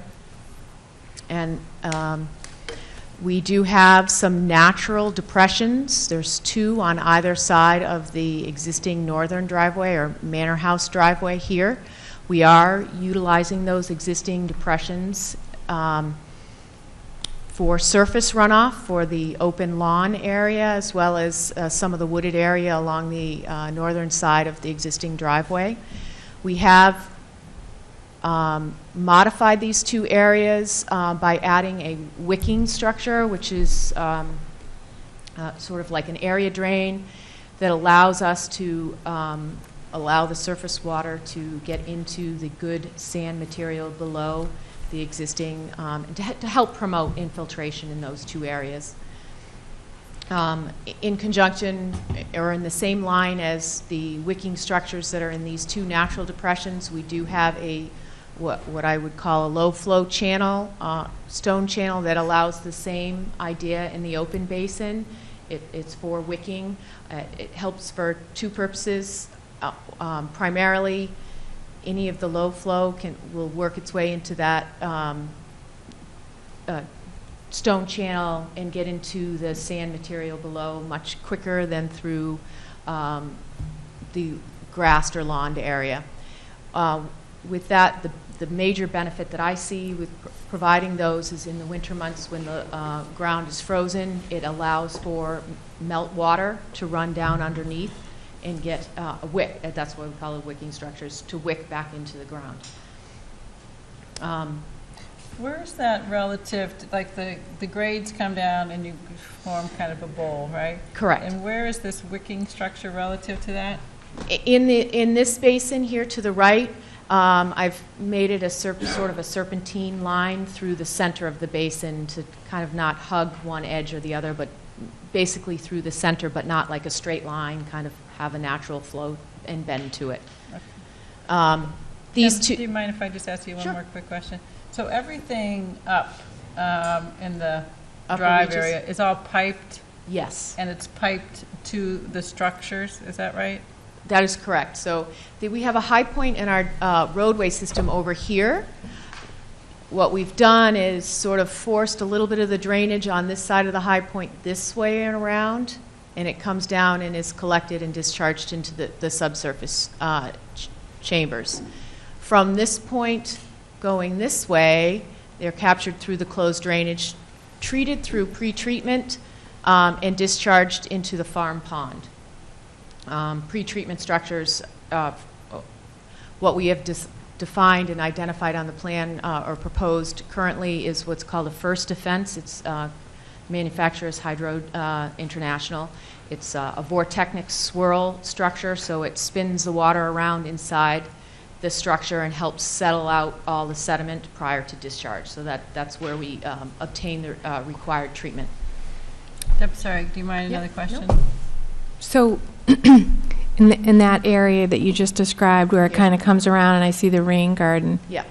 And then is that going to impact the esker? No, the esker is in this area here. Mm-hmm. And the stream flows through the site through here, and as it crosses the road here, this is where the farm, what we're calling the farm pond, it's where the dam is, right in here, and then it flows down through. So in the study, we analyzed this as a design point to ensure that we're not increasing in any of the flow coming off the site through the intermittent stream and flowing towards Carberry Lane. So again, another question relative Sure. to that. So because this is all coming down slope from the Blue Hills, right, is that stream all part of that natural drainage system from up slope or up gradient down through here? Yeah, yes, it is. And when we looked at the watershed for this area, not only is it, we included or looked at the site itself, but the watershed or drainage study was almost 100 acres. So we added, another 50, 60 acres of area from the northern property, which is the DCR Blue Hills property, that sheds onto this site and flows partially through the stream or intermittent stream here, as well as surface runoff through I guess the southerly side of the property as well. And again, just part of your process with that, when you look at how the project is going to impact that current flow, you take into account that you're having less pervious area, right? Because you've got rooftops and roadways and all of that. That is correct. So we analyze the existing conditions and look at those at certain points. So, for instance, in this project, we had 3 discharge points. One would be the intermittent stream leaving the site here, flowing towards Carberry Lane. We had 2 other ones. This, again, near the natural depressions where he hit, near the Manor House driveway was our second design point. And our third was over here on the southerly, flowing towards. There's a longer depression that we're sort of existing depression that we're sort of bisecting with our proposed driveway here. So, but this depression here, potentially filled up in the overflow, would be the existing central driveway as the surface flow flows from the DCR property down across our property towards Canton Ave. So we looked at that in existing conditions, obviously less impervious, et cetera. And the goal with the design is to, incorporate the proposed development and then design a stormwater system that would mimic the existing conditions at those design points so that we show that we're not increasing peak rate at those design points for flow off the site. Okay, I'm sorry, which are the design points again? So we have one at the stream as it comes off the site on the northerly portion here towards Carberry Lane. One at the Manor driveway. The 2 natural depressions here is a natural low point, and then there is another natural low point actually near the proposed driveway towards Canton Ave. Okay, thank you. So I think it basically summarized the stormwater facilities on the site. Again, mentioning some of the pre-treatments. All of the systems have pre-treatments that are required through the stormwater management regulations. We worked with Stantec to resolve some differences in design and some clarifications. We do have 2 waivers that we're asking from the planning board rules and regulations. One is for the use of high-density plastic polyethylene pipe. It just in the regulations doesn't reference HDPE pipe, so we're asking for that waiver there. It is commonly used throughout projects everywhere. The second waiver request is to provide only 1.5 feet of cover over the laterals, and there's only one location where this occurs, which is at the ultimate low point in the roadway at the entrance. And the purpose for this is, obviously we have to match existing Canton Ave, and we want to make sure that we don't have any runoff coming onto Canton Ave in that location. Therefore, we need to pitch the proposed roadway down a bit so we sort of generate that curve so that we don't have water running down into Canton Ave. Doing that makes it difficult for us to meet the 3-foot cover over the pipe. So to add protection to those laterals, we have the 2 laterals at the catch basins that are at the entrance here will be ductile iron to add a little bit of conservatism to and protect those pipes. I just want to make note for the board on the waivers where we had asked Bill and Lauren to prepare an analysis of the waivers that we've done on other projects because what we've done on other projects does come to bear, with what we do on this one and others in the future. And Bill will have, and Lauren will have that ready for us for our next meeting. So I think we'll just wait to discuss the waivers until we've got that, okay? So thanks for pointing them out, Sure. but we'll, Jack, did you want to comment on that? I want to maybe layman's description of what Deb's trying to do in this one location where the cover is. The way I would like to interpret it is she's creating a little bit of a belly in the road before it hits Canton Ave.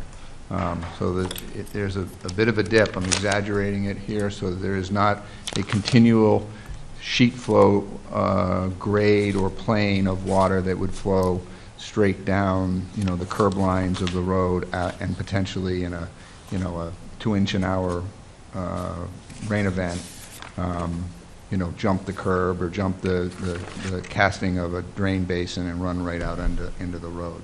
So that begs the question, is it pitched such that you won't have it freeze in the situation of winter when you have ice? Correct. It still has, the road still has its required cross slope, so it's pitched down to the catch basins. It's just that the road profile from Canton Ave would come down into the site and then gradually go back up. And so at that actual low point, we still have a cross slope on the road that pushes the water to the catch basins. Okay. Sure. April, I'm sorry, one second. I just want to remind the board that we have this letter from John Thompson from November 29th on those 2 waivers saying he didn't have take problem, issue with right. it. Thank you. While we were in the review with Stantec, they noted an additional, I would assume, waiver that we need to ask, which is in the stormwater bylaw, it asks for 1-foot contours. We've provided 1-foot contours for the existing conditions, but for readability's sake, have provided 1-foot contours only in areas that needed detail that we coordinated with Stantec, which include some of the front drainage as well as the bioretention area. But in concurrence, Stantec agreed that there was no need to add 1-foot contours for the entire project. But for legality purposes, it would probably be a waiver that we would need to ask from, a relief that we'd be asking for. Okay. Did Stantec provide what John Thompson did? I don't know, but I was just going to ask about Stantec too. Okay. So we have a report from Stantec on October 18th. Is this the latest and greatest? I think we got one today. Yeah, that is not the latest and greatest. We haven't. Oh, okay, and you're going to speak after this? Yeah. Oh, okay. So we can segue into that, Yeah. Walter, if you want, because we have worked and coordinated with Stantec. We did receive a letter today. I'll let Walter speak. Thank you. Just maybe in more layman's terms, that little belly doesn't exist in the middle driveway today. So whatever comes down the hill from that middle driveway is just coming straight onto Canton Avenue.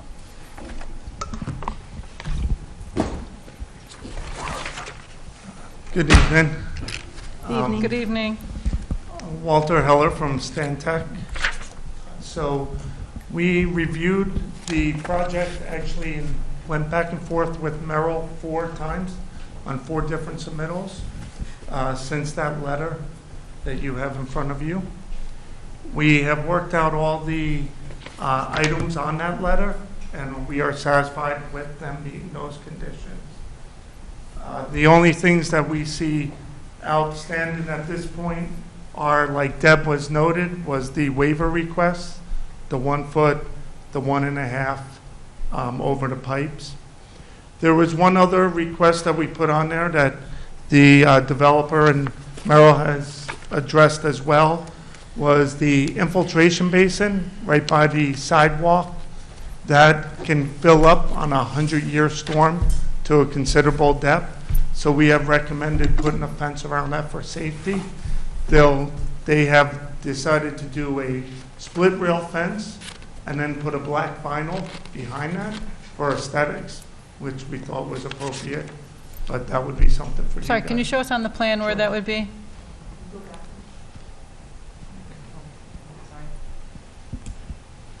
So the front infiltration basin is the one here. And so we have split rail fence coming along the roadway, so we continued that along the walking trail in the front, which comes in front of the basin. And what we've added is additional split rail fence along the upper portion of the basin to enclose the basin. And so that portion of the fence would have a black chain link fence attached to the split rail. And so the thought behind that is the chain link fence helps with pedestrians not being able to get into the basin, but is hidden in the split rail is more for aesthetics and trying to keep that presentation of that area, natural and more like it is today. So do you have a revised plan that you're going to submit which shows the revised contours and the split rail fence? We do. The fence is shown on here. The only thing that I do need to add is clarification that the chain link fence would be attached to the split rail fence. Okay. So the location of the fence is on the all the plan. way around? All the way around. Okay, so I didn't With recall that. Okay, thank you.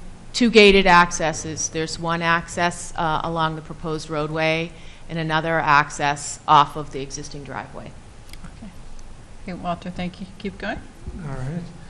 Last week's deck, we did show in more detail that area. Maybe one thing we could add is sort of photographic image of the fence with the black chain link behind it. How tall would that fence be? How tall? Tall, 4 feet? 4 feet. So, I mean, if somebody wants to go over, they can, but it's just for more prevention. Do we have a landscape treatment of that fence in detail on the plan, the landscape plans, do you recall? The split rail we do, but we'll have to provide the chain link fence. But also, are there plant materials around where that fence is too? Yes. Okay. I believe Alan will be Okay. that when we get to Okay. landscaping. That's fine, thanks. And then in our review, just some things that have to be reviewed by the Conservation Commission is the control measures for erosion control. The conservation requires double row staked hay bales and/or filter fabric fence backed by a single row, and this is a little bit different than what I believe is being shown. So that needs to be reviewed by the Conservation Commission. And then just prior to construction, the owner will have to supply a illicit discharge compliance statement signed by the owner. And also, prior to the construction, they'll have to do a stormwater pollution prevention plan. So those two things will have to come in before construction. But other than that, we reviewed the existing, the proposed, everything matches, and we feel comfortable with the drainage calculations. Yes, April? Do you have an opinion about the waivers and the appropriateness of them? The waivers, I'm fine with them. I don't see them being a major thing. The HDPE pipe, I would just check with DPW, and that would be it. But I don't think that'll be a problem either.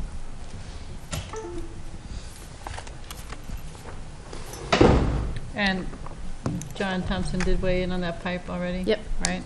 Okay. For clarification, we're proposing primarily silt sock or a compost sock for erosion control in lieu of hay bales. We've done that in the past, but if the commission has an issue with that, we can swap that out. Deb, do you mind if we take a question from someone here? Thank you. I live across the street. Sir, can you just grab can you grab the microphone? Yeah, and give us your name and address too, please. Philip Bowden, 1695 Canton Avenue.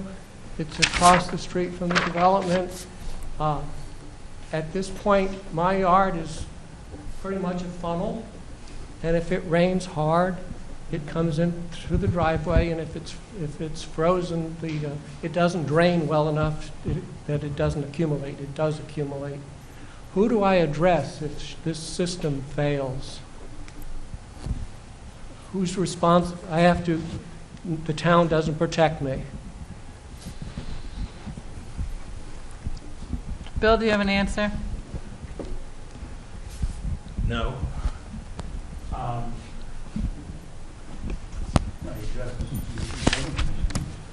Sorry? I think we addressed the building commissioner. The building commissioner would enforce the requirements of the permit. If there was an issue, he'd require the developer to amend conditions. I guess the question is, to the extent that that's all happening, is it coming off the site and across, or is it really Canton Avenue drainage that's just sort of sheeting off? It's probably off Canton Avenue sheet at all. But it's about, any additional contribution will make matters worse. Well, their design is not to add any contribution. They have to contain it on site. So if if Deb has a engineering responsibility to take design responsibility for it, and then the developer would have to take responsibility that it's constructed according to the plans, and then that also our building commissioner then reviews it for compliance as well. But I would say that if it's a Canton Ave, if you view that it got worse after, then you would talk to the building commissioner and the DPW and see if they could ascertain what's causing the increase. Bill? You have a better answer? Yeah, you caught me before, in between, trying to get Walter's comments up on the screen. I think Ned is correct in that this project is actually going to control everything and keep it on site. If you drive in there now, there is a bit of a lip that goes in and goes down, because all of those fields come down and they sheet and they go to the north. When you're getting water that's coming off the street. The road itself is crowned already, so that anything that's on that road is coming that way towards you, is coming right off the road. It's not coming from across the street, because they have their own issue with the crown, that it's running in the gutter on the east side, you're on the west side, so you're catching the west side water. I don't know how much of it might come from the driveway on Carberry property. I can't tell you how much of it comes from there. Seeing that it doesn't necessarily go straight and it meanders and therefore rolls off into the abutting lawns, I don't think you're getting much. You're not getting appreciable sheet flow, because it's getting picked up by all of those massive lawns now. So the driveways, this is your house here? It's one of these two.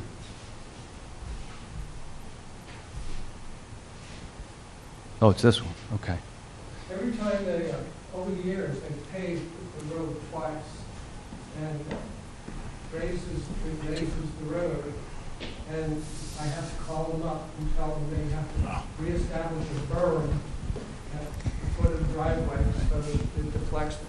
so that it deflects the water on, or at least doesn't deflect the water, keeps the water on the road. So I think one of the good things from your perspective is that the current driveway straight down is here, and it's a short run down to where your driveway is, downhill? Yeah, downhill. The new driveway is 200 feet plus further away, with everything being detained in here, and then the Manor House driveway is here, well downhill, so it's whatever might come out of here. And obviously we're designing to pick all it up before it comes onto Canton Avenue, and even with respect to Canton Avenue, as Bill's described, there's a pitch, so that anything that's on the easterly side of Canton Avenue is pitching back towards that side. There's also drainage structures on the right and the left of the new driveways, which are here and here. Since you're way down here, they're going to get picked up here, and come that way. So, Bill, wait a second. Rich has a question here. Sorry, then we'll come to April. no, I just wanted to, I appreciate everybody's comments. I'd really like to hear from our professional engineer's perspective. No disrespect, but we have. Can I get my question? Yes, Rich. All right. Yeah, because I feel like, actually, to that point, there's obviously a concern, and there's a lot of guessing as to where it's coming from. This doesn't seem like this should be hard to figure out, if it's an ongoing issue, where it's coming from. Could we not just figure this? No, that's why I said it's Deb's responsibility as the civil engineer who designed the stormwater system to make sure that they contain all of the stormwater on their site and that it doesn't impact the properties adjacent to it, including across in Canton Ave. And then our peer review engineer has reviewed her work, and he concurs that she's designed it to meet that. And I think all we want to do is for the neighbors to make him, or let him know and understand that that's the process that's been undergone thus far, and any remedy in the future would have to go towards other town departments. It wouldn't come back to us. And I think, Deb, if you want to address that any further in terms of your design, otherwise we'll have you continue on. I guess I would briefly say that, Canton Avenue is crowned, a crowned roadway, which means from the center line, water is pitched in both directions, one, in this case, to the east, which is the proposed development side, and to the west, which is along the abutters property in question, or that we're discussing now. Therefore, if there was any water to run off from Canton Ave, or excuse me, from our development onto Canton Ave, it would stay on the easterly side of Canton Ave and would flow in a northerly direction down the road along the gutter line. It's not intended to run across the road and end up on the other side of the road. I think with them paving it, what ends up happening is the road is raised, and now it's allowed to, that gutter flow along the westerly side of Canton Ave can flow down into your driveway. So like what you were mentioning is that they need to create a berm so that that gutter flow along Canton Ave on the westerly side continues in a northerly direction to the next drainage structure along the street rather than coming down your driveway. So that would be talking to DPW. Yeah, that was just going to be my comment. So it sounds like this won't add anything, but No. the resident still has an issue. So my suggestion is I'm hoping that somebody, whoever should be helping them out, does so or looks into this issue more. I mean, It's definitely, if there's that, from what Deb said, it sounds like DPW, as they repaved the road recently, would need to take a look at that. Reason I know, I do have a berm on my driveway for the exact same reason, so that I don't get so road runoff. hopefully if they're into my watching, or street. if you're going to give them a call, hopefully they can. Well, they responded. Okay. It's just that it can be overwhelmed, satisfactory enough for me at this point. Okay. But I've yet to convince the people who are in charge of the runoff that I'm a net recipient of runoff as opposed to a contributor. So maybe, Jack, your team can take a look at that next time you're out at the site and see if you have some suggestions that could be offered to the town to help the town, help the neighbor. I'd be happy to do that. I also want to go back to the neighbor's core question. In the event that 2 or 3 years down the road that something fails on the property and causes water or flooding or runoff to impact his property, I want him, his first line of defense is to call the building department. The building department, after a permit is issued, is the zoning enforcement officer. Second call you should make is to me. I would want to know about it right away, and I can give you my word on the record here that that should we be the root cause of a problem of drainage on your property, I'll stand behind the design that I've promulgated with my design team. Okay, so with that, we're going to continue on, Deb? We can go briefly. I think we went through the DPW's review letter the last time we were here, but was requested to provide a response letter.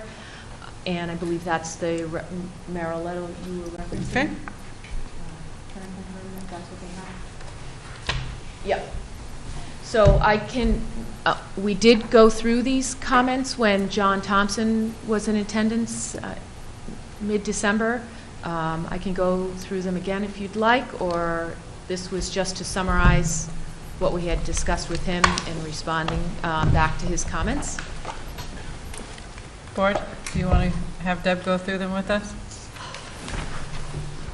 That's the letter that we gave you tonight. Right, so we haven't had a chance to review it. I think let's talk about some of the roadway and sidewalk. Before we proceed to the next topic, I noticed that there was a member of the public that did have a question, but I also, if I could go back one topic, you're talking about the fence, around, and I understand that's for safety, and that's important, and I'm glad that you asked for it, and I'm glad that they were receptive to it. I'm wondering, I noticed a couple of the neighbors, one cringing a little bit, and I'm wondering if there are other materials you might be receptive to thinking about. I understand black would blend, but I'm guessing that, and neighbors, please chime in, if I don't have a conversation. Yeah, Have yeah. a conversation and see if we can come up with. That's why I asked about the landscape plan for that area as well, because I recently went up and went through Bill Pulte's property. Milton Woods. Milton Woods, and some of the retention areas are less than attractive. So we want to be sure we understand what's proposed here. Okay. I did work with Alan, part of the project team, and he does have some landscaping surrounding the basin to help blend the basin naturally. So great. Look forward to seeing that. So I think that might address your concern, Denny. Yeah, I think landscaping could be very helpful right there. Okay. So I just thought that, is everyone in agreement to go through these? Yeah. Okay. Thank Go ahead. you. Thank you. Sure. So this letter is in response to the DPW review letter from John Thompson, the town engineer. Again, first section was on roadway and sidewalk.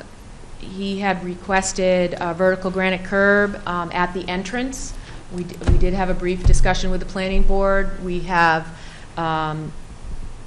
switched to vertical granite curb for the entrance and has extended it up to the transition where the road transitions from a 24-foot wide road to a 22.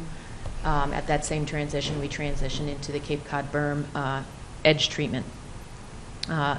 He asked for the walking trail to be extended along Canton Ave, which we have done. We coordinated and reviewed all the sidewalks and crosswalks. We had one crosswalk at the entrance, had a cobble walk design sort of built into it. Alan and I, again, the landscape architect, adjusted that and shifted the cobble crossing to be in front of the crosswalk so that we made sure that the crosswalk was ADA compliant. Warning strips are shown at all of the wheelchair ramp or crossings for parking areas and intersections. We did also include in this plan set the sidewalk being extended up around the left-hand side of the project so that there's a full continuation of one sidewalk for the entire project. He asked for a technical correction that we would have 1.5 inches of top course over 1.5 inches of binder for a total of 3 inches of bituminous pavement for the sidewalk depth cross-section. And he made a reference to Cape Cod berm, so I didn't need to respond to that other than concur with his comment. The sewer system, he had asked for outside cleanouts for each sewer service. We've provided that on the plan. He asked for an additional force main to gravity sewer main manhole detail, which we've provided. He asked for to have an exterior drop sewer manhole rather than an interior, so we swapped that out. We did add a note for the sewer system testing prior to any activation. That is also on the plans. Again, water system looping. One of the things we were looking at was connecting to Carberry Lane. At this time, we don't have any confirmation that the water main on Carberry Lane is extended far enough. We've switched our plans so that we loop from Canton Ave back to Canton Ave. We are still working with DPW to try to figure out if that can happen. They asked for the 2 branches of water service. One water main goes down the Devon's driveway to collect buildings 1 and 2, or service buildings 1 and 2, as well as the water main branch that goes up into the Walcott area, servicing buildings 8, 9, and 10. We reduced that from an 8-inch main to smaller mains, a 2-inch at the Devon's cluster and a 4-inch in the Walcott area to provide better water quality. We did review the fire hydrant locations, and they were approved by the Milton Fire Department. We provided additional gates for purging airflow following any shutdowns on the water main at the high point hydrant, which is at approximately station 26. And we also did add additional notes for the water system testing prior to activation as referenced. Under stormwater, a construction general permit, which is part of the EPA NIPD's program, will be sought, filing it through EPA, which is in conjunction with what Walter mentioned with regards to a stormwater pollution prevention plan. That will all be developed in conjunction with the contractor, and when we get into the fine-tuning of the phasing of the project, we will file that prior to construction and provide that to the town, a copy of that permit. We will also, prior to construction, file with DPW for the stormwater management permit. And we did review no additional discharge permits are required through EPA. The construction general permit will cover the construction, stormwater, and dewatering, the potential dewatering during construction on the site. And then lastly, ownership of utilities. John had clearly identified what would be owned by the town for utilities and what would maintain privately owned. All of that information has also been added to the plan set. And we concur that trash collection and snow removal will remain private. So the plan set that you have mentioned, you've now incorporated these things. Yes. Is that a plan set that the town's been provided yet through Bill? Yes, it's the December 28th. So Bill, do you have those? I believe that you have those. If not, I can coordinate with Bill and make sure that he does. And has John Thompson received those? Or is that part of the whole package that goes to Bill, and Bill, you get it to John? I didn't forward any directly to John, but I'm happy to do that as well. You sent those by email, right? Yes.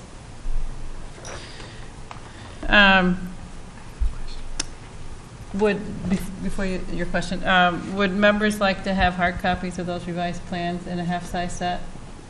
Like these that we've received initially? The 11 by 17s.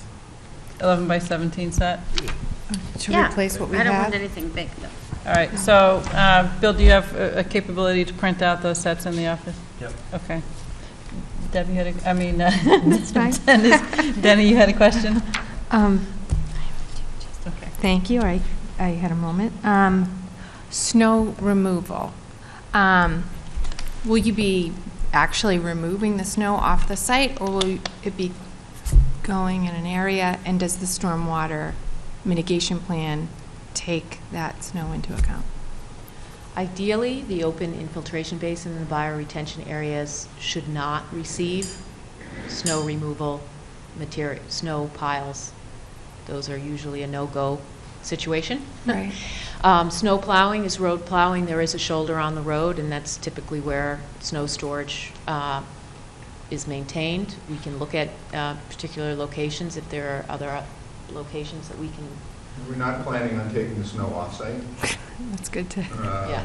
It will be, piled up along the side of the road like any other street in town, and along someone's driveway like all of our driveways and the like. If we have an abundance of snow and we have to get a loader to push it, further away to make the roads navigable and safe for use and so on and so forth, as happens occasionally, we'll do that. But we're not taking it off-site. But with some notation will be in the, I guess it's in the maintenance of the stormwater system, that it's not to have snow piled into those open basins, right? That's what you're talking about? Correct. There's operation and maintenance and long-term pollution prevention plan prepared, and that identifies in both bioretention and open basins that snow removal is not to be stored. Okay. And April, you had a question? Yeah, you made a question. You made a comment that the water looping was still under consideration with John Thompson. I just want to clarify. the water looping from Canton to Canton is still under consideration. The idea of looping to Carberry is a dead issue now. No, reverse. Oh, okay, so Yeah, there's still, yeah. so what's the process to figure out if that piping is even So- there from Carberry? I thought that was something we couldn't determine. The town is going to, I understand from speaking with John, that they're going to have somebody do some sort of testing to determine where that pipe ends. Uh-huh. They're also working with town council with respect to their right, the town's rights under the easement to require the extension of the pipe to our property, to Mhm. the property. And I know that's something that's going on between Town Thompson and town council relative to how they, what outreach to the two affected property owners and whatnot. Do you know how long that's going to take to resolve? Hopefully, I don't know the answer to that, no. Thank you. Any other questions relative to the response to John Thompson's concerns? Okay. I guess I have a question. Go Do ahead, we know April. if John Thompson did you already ask the question? Has he seen this? He's copied on it, but is Has he it weighed copied in? via through, is the copy on it through Bill? Again, not direct to John on the memo? I did send it directly to Bill, Oh, so I can forward it to Okay. John as well. Bill or Lauren, did you get any feedback from him? No. Can somebody just check with him to make sure It that just all... came in yesterday, so. Okay. Yeah. Okay, so,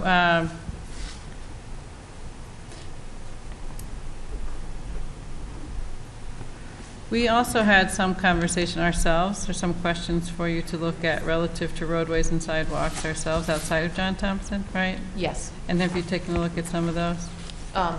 That would be with respect to continuing the sidewalk. We did, and that is within that plan set, December 28th. Okay. We did add a sidewalk along that outer. Can you or just the go left- to the plan? We saw that last week, right? Or last Yeah, meeting? there was, I think I had asked for a section about how that would work with the retaining wall, the material of the retaining wall, the wood guardrail for the vehicles, because there's a lot of components there. What's that going to look like, right? Yes, we don't have a section today, working with Alan, and I believe he felt as though that was appropriate with his landscape package, so I that just will want- be forthcoming, yes. Okay, it's going to be Definitely. addressed. Okay. We bucketed that into the landscape night. That's fine. Early topic. No problem. Okay. All right, then continue. So unless there's additional stormwater questions, I was going to... Is there a question here? I hope it's just a quick one. Ted Phillips, 28 Hemlock Drive in Milton. I just wondered if any of the stormwater work and review would consider underground waterways. I know in the area there are underground streams, as they've been described to me. And does the excavation or changing of the topography on the site impact any of that underground waterways?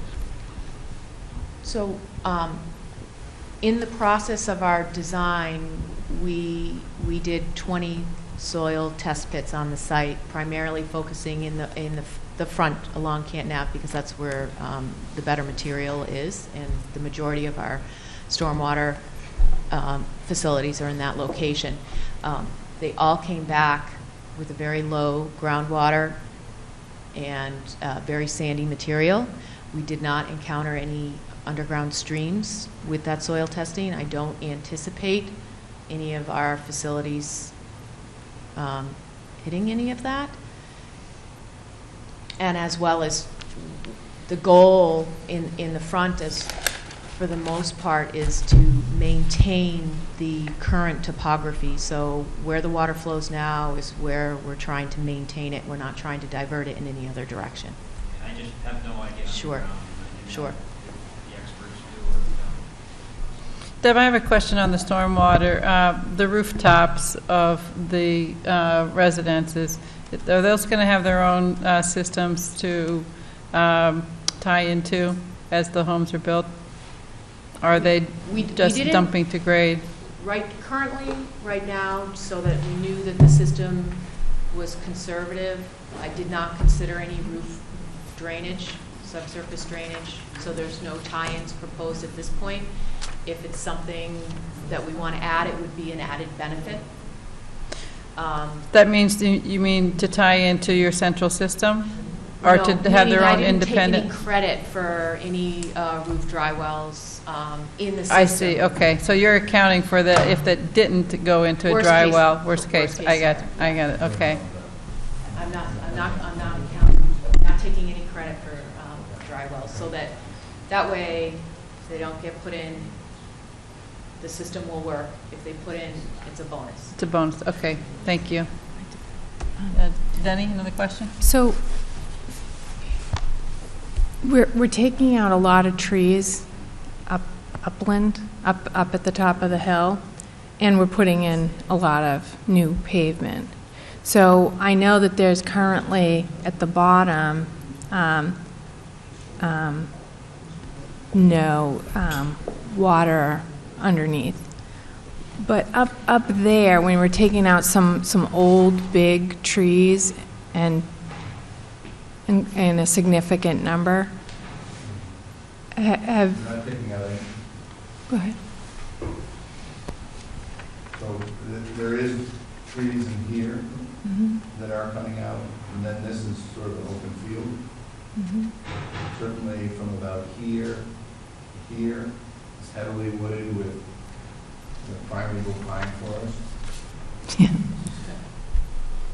Not very pretty, not big, nothing big in that. That is correct. But I'm not sure I'm following the question. How is that being accommodated from a drainage management perspective?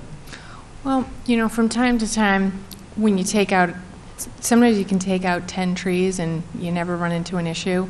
And then sometimes you take out 2 trees and it just happens to hit that water underground just right. And we hear from neighbors down slope of that. And it's hard to tell because the layman eye, you can't see underground. You don't know what's going on. But you know what I'm talking about. You just happen to hit that one tree. And when I'm looking at that many trees, I'm just wondering about your assessment of the underground water up in the area where you're going to be doing the most construction.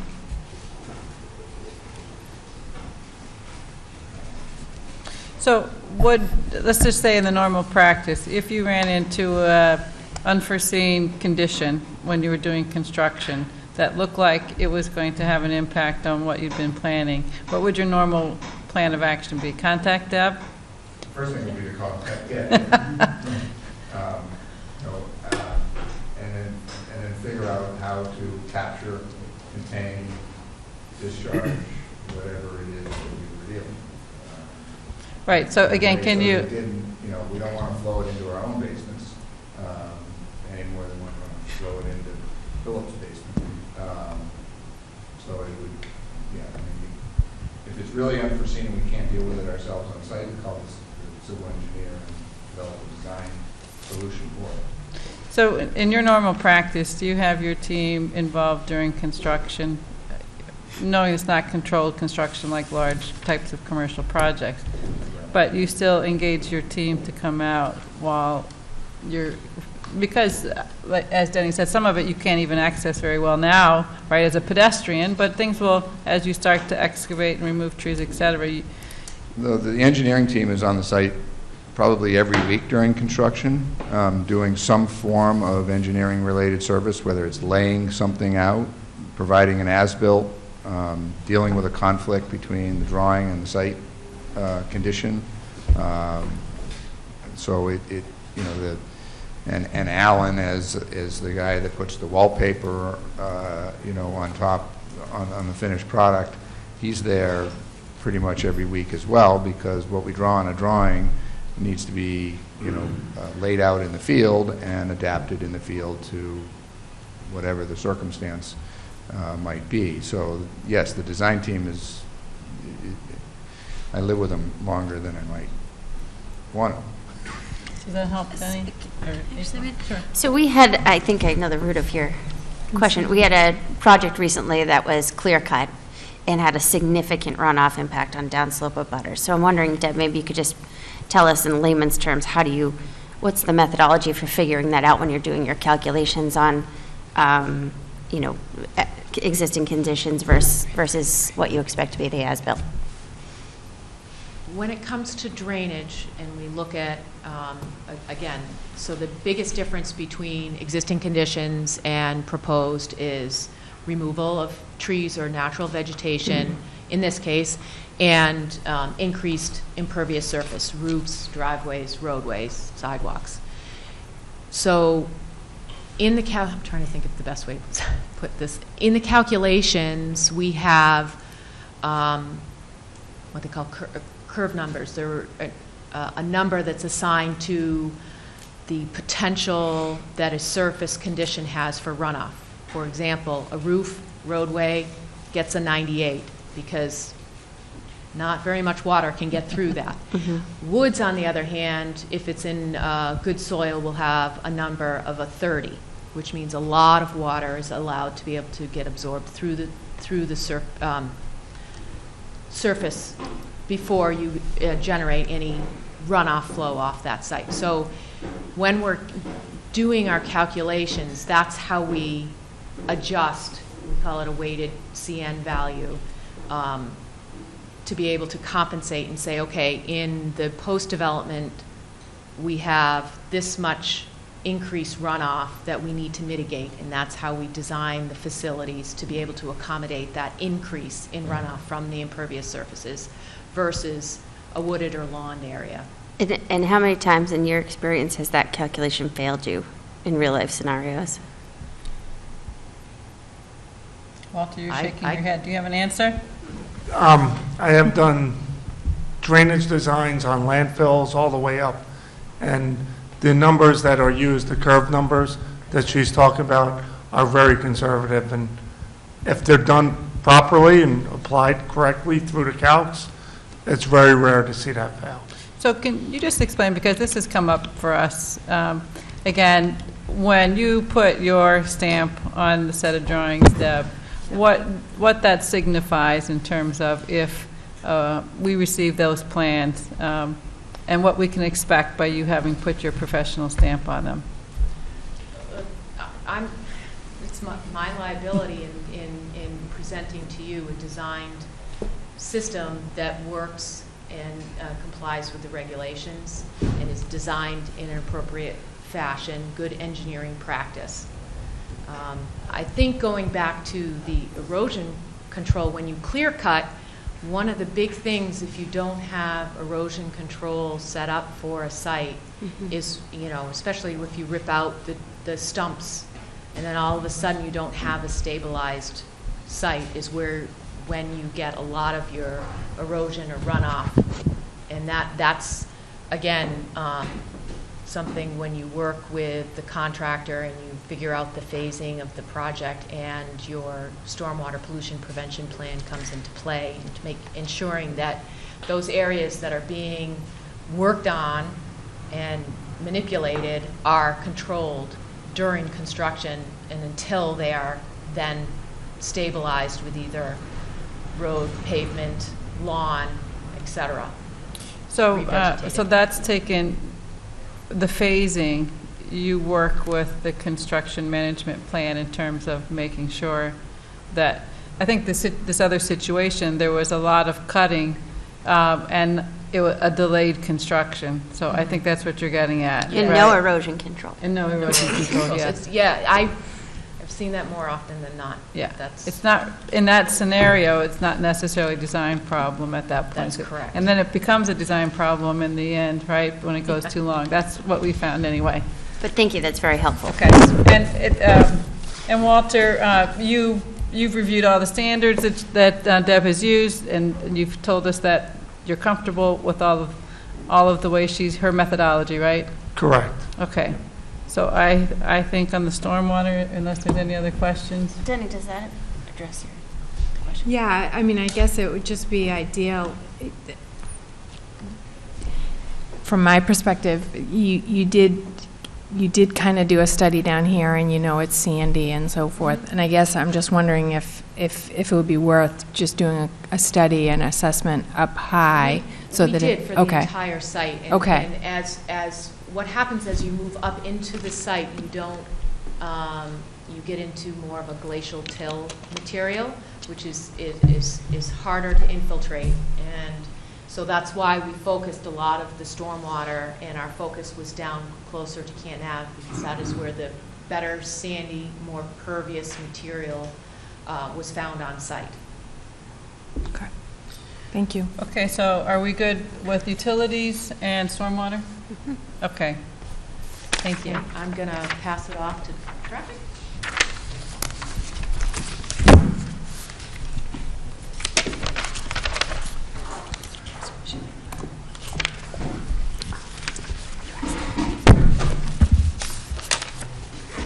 Good evening, Giles Ham with Vanessa and Associates. So you would request us to do additional information with regard to the project. So we've done traffic counts to the north of the site at Dollar Lane, Atherton, and Blue Hills Parkway. We looked at peak hour impacts at these intersections. We also looked at the Route 138 corridor study. At the time of the last meeting, we were looking at public documents. So we were able to get that and provide you some information with regard to that document. So this is just a aerial of the area. So Dollar Lane, Atherton, and Blue Hill Parkway. In the middle of December on a Wednesday, we did peak hour traffic counts there. So we were up there from 7 to 9 in the morning and 4 to 6 in the evening, counted the traffic in 15-minute intervals and summarized that in terms of what is the peak hour traffic flow is what we look at. So we looked at those 3 locations. This chart really looks at, these are the volumes that enter the intersections, the no build to build volumes, and these are the traffic increases. So we took from the prior traffic study, we had 18 cars traveling north of the site from this development, and as we looked at those traffic increases at Dollar Lane, as you go north, the volumes get a little bit lower, but we had between 14 and 18 vehicles from this project traveling through those intersections, and that ranges between 14 and 18 vehicles, about a vehicle every 3 to 4 minutes in those areas, 2% or less, so it's not really a large impact in terms of those locations within those 3 intersections. This is just really traffic counts that we conducted out there. These are the peak hour volumes. We did inadvertently not include the growth rate, but these are essentially the existing volumes that are out along the corridor. Today at these 3 locations, this is essentially the traffic that gets added to the intersections. You probably can see a little bit. So we have, I think, 10 cars traveling in the morning, traveling northbound, and 8 cars traveling southbound through those 3 intersections. Similarly, there's similar numbers in the afternoon. They're certainly not very large traffic increases through those areas. Can you, how many did you say were actually coming out of the new road from the project? I know some of them are getting dispersed before they get to this intersection, right? Do you have that?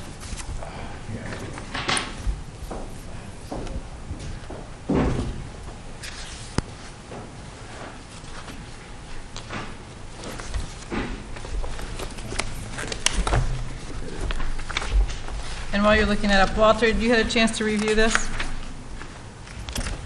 Yes, we did review this. And then I'll let him finish, Yes, and then I we'll just do a wanted, review. okay, that's fine. So the total traffic generation.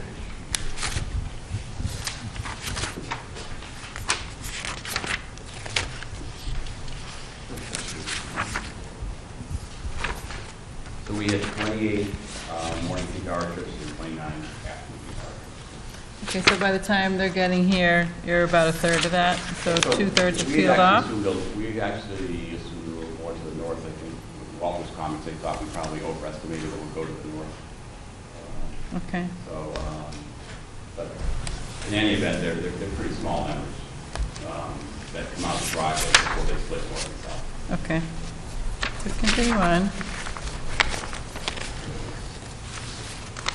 And then we developed the build network, which is the existing plus the traffic to get the build network. So we looked at the intersections, and I think, as you know, there is some congestion during the peak hours at these locations.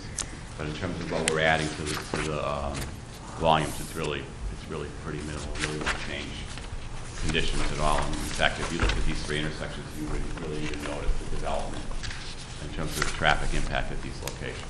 Are you going to have table 1 on your presentation? We did not. I'm back to the ratings that I think I brought up before. The F ratings.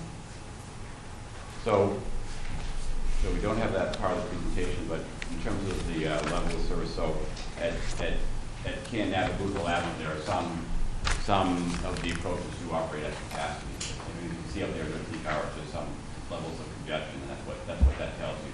So if you see an F on an approach, that means what you see up there, where you see some longer queues. For example, on Bluehill Avenue, in the afternoon, you see that back up. That's reflective of the analysis and what's out there. So on that chart, if you just help me run through it again, the Canton Ave at Unquity and Blue Hills Parkway, right? Yeah. So the no build and the build, you're saying that it's the 1.3 versus the 1.33. Can you just kind of explain that a little bit? And then the Q being from 81 to over 262 to 83, just so we all understand how we're looking at this chart.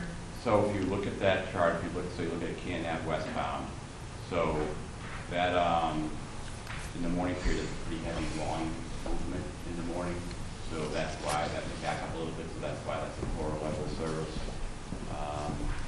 The queues are just the queue that the bottle expects today versus in the future. So, for example, as a result of this project, that queue may go from 81 feet to 83 feet, so we'll have a very minimal impact over the course of an hour of that queue.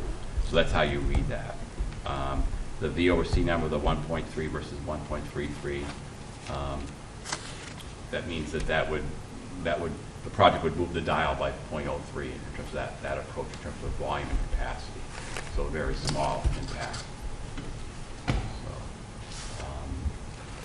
But if you look at overall, the project adds very little impact to the queues or the capacity ratios at any of the approaches. So none of them are shifting from what they are under a no-build scenario? Correct. Okay. Can I ask Yeah, a question? sure. But they're bad to begin with, right? Some of them are awful Right, to begin with. You're not hurting it, but you're an F, but you're never still. But that's reflective of what you see out there today. Right. Yeah.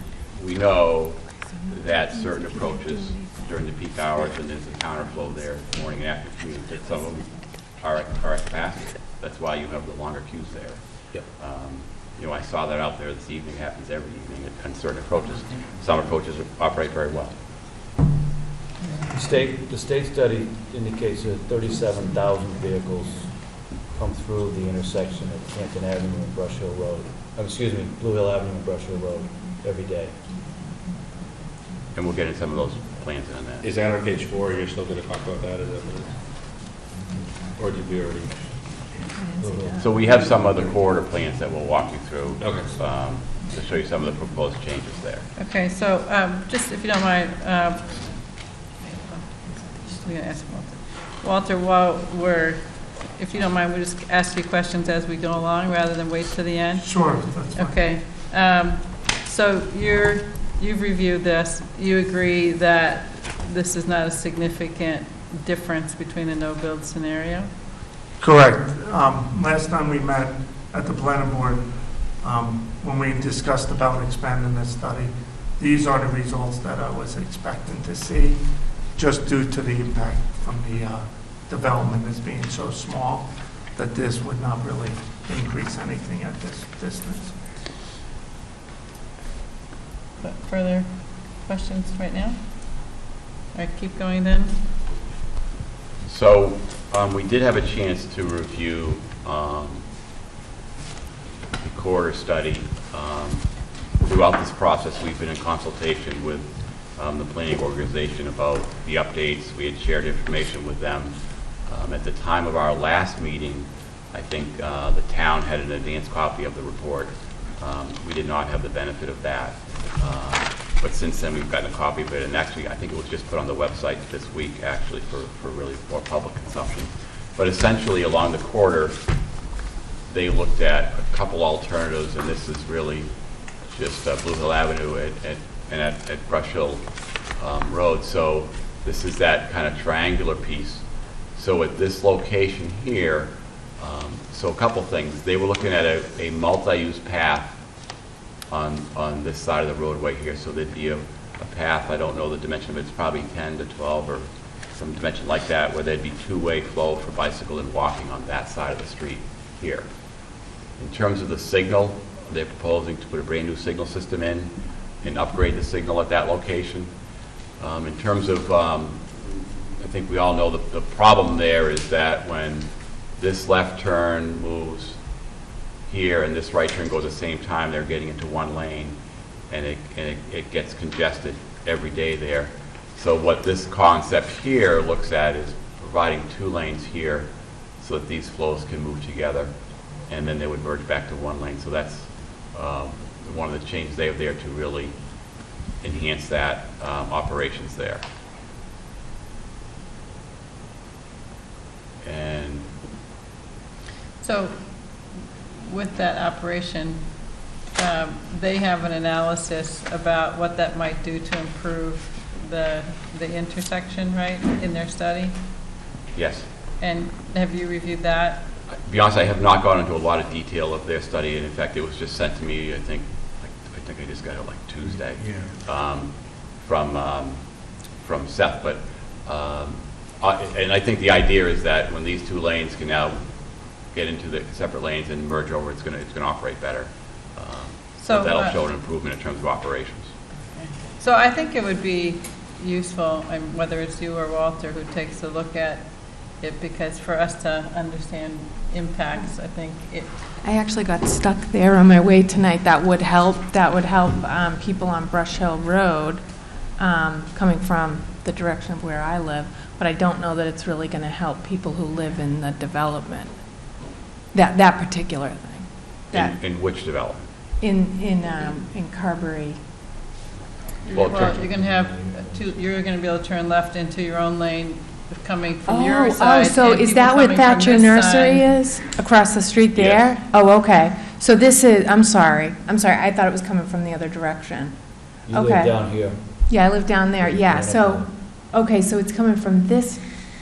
So what they're suggesting is you're going to be able to take your own left into your own turn coming from the development side. Oh, because there'll be 3 lanes. And then it next back down. I mean, if there's enough cars, it'll still present a problem, but it'll, I suppose, help somewhat, right? So, and this is where you're considering, instead of having construction vehicles, you were thinking of having them come here, right? Instead of Hemlock Drive. I don't know quite how they're going to navigate, because it's very, very narrow. Well, and they're going to be doing it between 9 o'clock and 1 o'clock. 9 and 1. Any construction deliveries are limited in time between 9 and 1. Mm-hmm. The other guys will be leaving the site at 3, and, in their own vehicles, and just sort of coming out and heading that way, just getting into the traffic that comes around the corner and goes.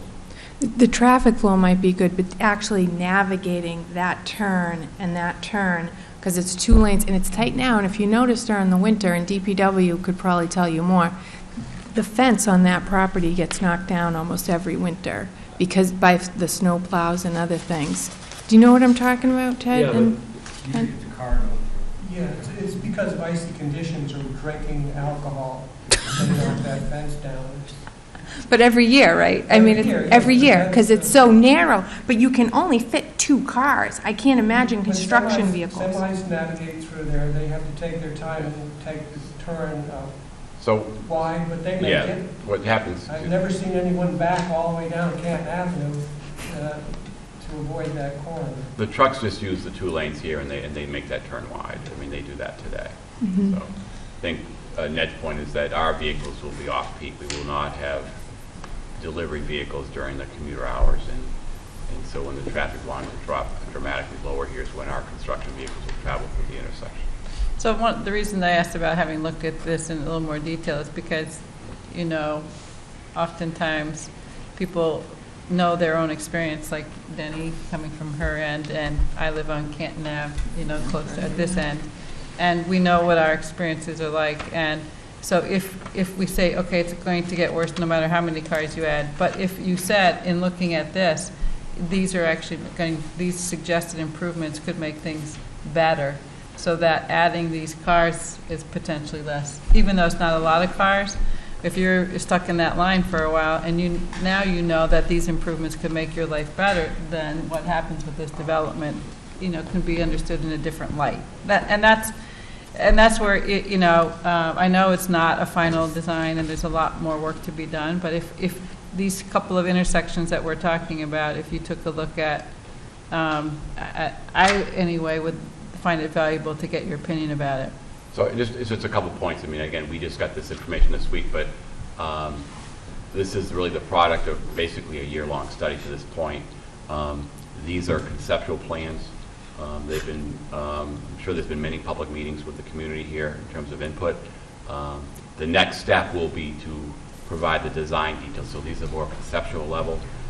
Then they'll go through specific, they have a consultant on board, specific design detail that'll go through Mass DOT's process in terms of the exact detail of these designs and implementation. So it's still got a ways to go in terms of actual getting to a plan ready to build. But I think they do, I reviewed it when we first got it, so not most recently. My recollection is they do have some charts about if you made these improvements, what they expected the counts would be. So, Walter, I'm looking at you now. Do you mind, if you have it in your scope, some hours to take a look at it for us?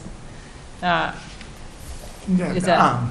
So this would be going outside my scope for the review of this project, but they do probably have some existing counts and some tables in that to show what they're thinking that it'll be approved to. And it'll be much like Table 1 that was provided for this, showing the level of service after the improvements. So it would be outlined probably the similar way. I can take a look at it just on my own for you to do it and give you my opinion. I, for one, would appreciate that. Yeah, could I ask you a question? So if you're on Brush Hill, right, and now you, in theory, you would be able to get onto 138 faster because you'd have more opportunity, because the people coming from the other end of Brush Hill will also have an opportunity, so we don't have to take turns. So you get on it faster, but then it backs up again, right? So that's one of my comments in my memo, is actually what you're looking at is a whole corridor study. And sometimes you just got to be, I caution doing certain parts of a corridor without really doing all of the corridor, because you might just be adding to frustration and safety.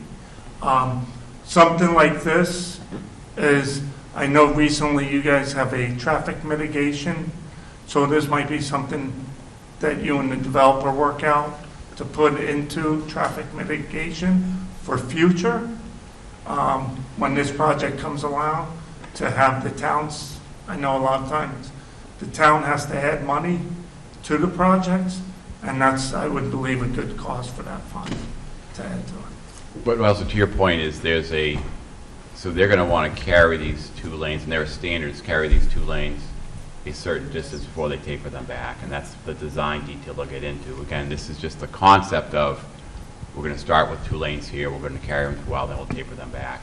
Right. They need to get into that detail. Yeah, but I think one of the things that I brought up before when I had read through the study was that the state only does a certain amount on Blue Hill Avenue, and the town's responsible for the intersecting roads and a certain amount coming back to each one. And so I think that's this idea of what a mitigation could be, an assistance with helping the town, because we know an improvement to an intersection like this will not only make it better for people who already live on Canton Ave, but for the people who will move into this development when they try and get out. All right, so I did want to express appreciation for Hemlock Drive, for not putting construction vehicles on Hemlock Drive. Thank you for that. But I want to consider ideas for making that Brush Hill Road easier and better, because the state will be dealing with 138, But that little Brush Hill Road turn is where those neighbors and those new residents are going to run into trouble. That little juggernaut. Sorry. But also with the corridor study, when you look at Neponset Valley, that's also going to be playing into that Brush Hill movement as well. Because if that intersection improves, you would probably take some of the volume off of Brush Hill Road. And do we know when? I mean, I've been hearing this could be 10 years out, it could be... I don't know that answer. 2023, 2025. On the tip. Is what? That's when it's planned to That's a plan. be built. That's when it's planned to be started to be built? Yes. They'd have to do further community outreach and then engineering, and then bidding it before they start construction, and I imagine it would take that time. We're just about into 2020. Yeah, if it falls behind, it'll get pushed back. Figure you have to do the engineering plans. Walter's comment about when you do the Ponce Valley Parkway, you do X amount. This particular study has taken and broken down just what's in Milton. There's a bigger component to it that CTPS has actually looked at the corridor of 138. So they have the same kind of study for Canton. So they are looking at it moving up the road. Do we know where our issues are? We know our issues start at Royal Street. We know our issues go back to the Mattapan line. So yes, we know where the intersections are. We're looking at this one, but Walter's right. You do something here. If you do something at the next one down, you're going to actually do some improvements here. Right. And all of that is in that particular study. Okay, so... That just became public,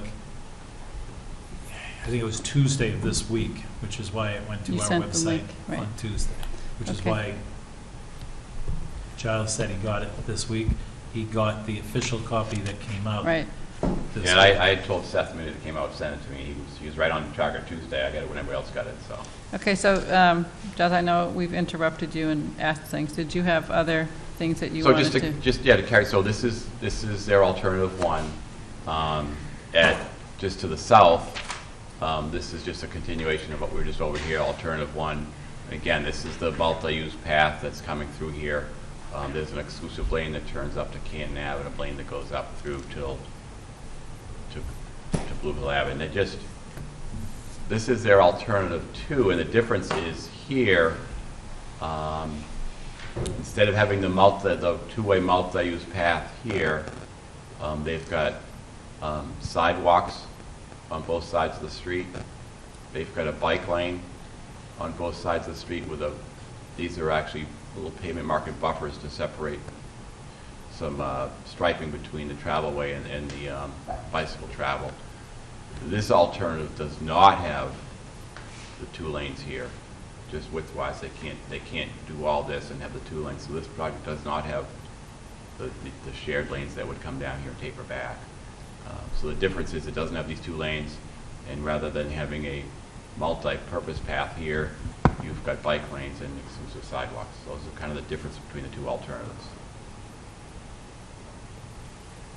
And again, this is just carrying to the south where you have sidewalks versus the multi-use path. Mm-hmm. So, and then really just finally, in terms of our mitigation, we've presented a mitigation plan to you in terms of speed radar signs and signage and bike sharrows. In addition to that plan, really consistent with your bylaw, is we're looking at an additional contribution of units times $450 per unit, about $27,000 of additional mitigation funding for the community. This is the maximum amount that the board would have the authority to impose if this project was subject to that new bylaw. We think it's appropriate to propose mitigation that's consistent with what the planning board just submitted to town meeting approved, so that's the basis of this. We've included the 6 affordable units off-site into the calculation. And Thank you. And Walter, you believe that the other mitigation measures that they proposed were appropriate to the potential impact of this development, and you suggested earlier that this contribution to the mitigation fund could help improve the intersection that we've all been most concerned about? Yes, that's true. So the mitigations that we spoke about probably a month ago, I think it was at this point, I feel it's about the most you can do on Canton Avenue with this. And then this could be added to your corridor study and help the town with it. Okay.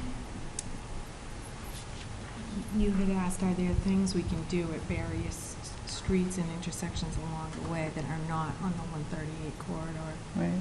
Does that encompass what? Well, if you, I think, you don't happen to have your mitigation slide, do you? The, where you were, it was like an aerial with things. It's in this packet. It's in the packet. This one? Another slide that. I just saw it. It's actually in my package, it's probably the last 11 by 17 in my memo to you. But not, oh, it's in here. I think you're right. It was, Is this one? yeah, I think so, right? Should be the last 11 by 17. Is it figure 5? Figure 5. Okay, great. All right, so I see Lee Toma is here from the Bicycle Advisory Committee, and Lee submitted a letter on December 20th, and sorry, I'm just getting to it now, Lee, but on behalf of the committee. And Lee, since you're here, do you want to review the points that you made in the letter, or do you want me to go through it? Why don't you come forward? Thank you for coming. I'm not sure we got a copy of that. I just asked, I just forwarded to Bill today or yesterday, and asked him to send it to our board, which we probably all, the rest just got today. I'll give you a copy. We'll get it to you. Lauren, Thank you. please. Thank you. Okay, thank you very much. Appreciate the opportunity. As I had spoken before the board a couple weeks ago, the Bike Committee met to discuss some of those subjects and go over that in a little more detail. So I had suggested that at the entrance of the driveway to Canton Avenue, there be a stop sign and a watch for bicycles sign. The committee also wanted to see a intersection ahead sign on Canton Avenue pointing towards the new driveway, because the traffic levels would be higher than they are now. Ned, if you want to grab my copy of this to look at what Lee's showing you. Mm-hmm. Thank you. That would be on page 3 at the bottom.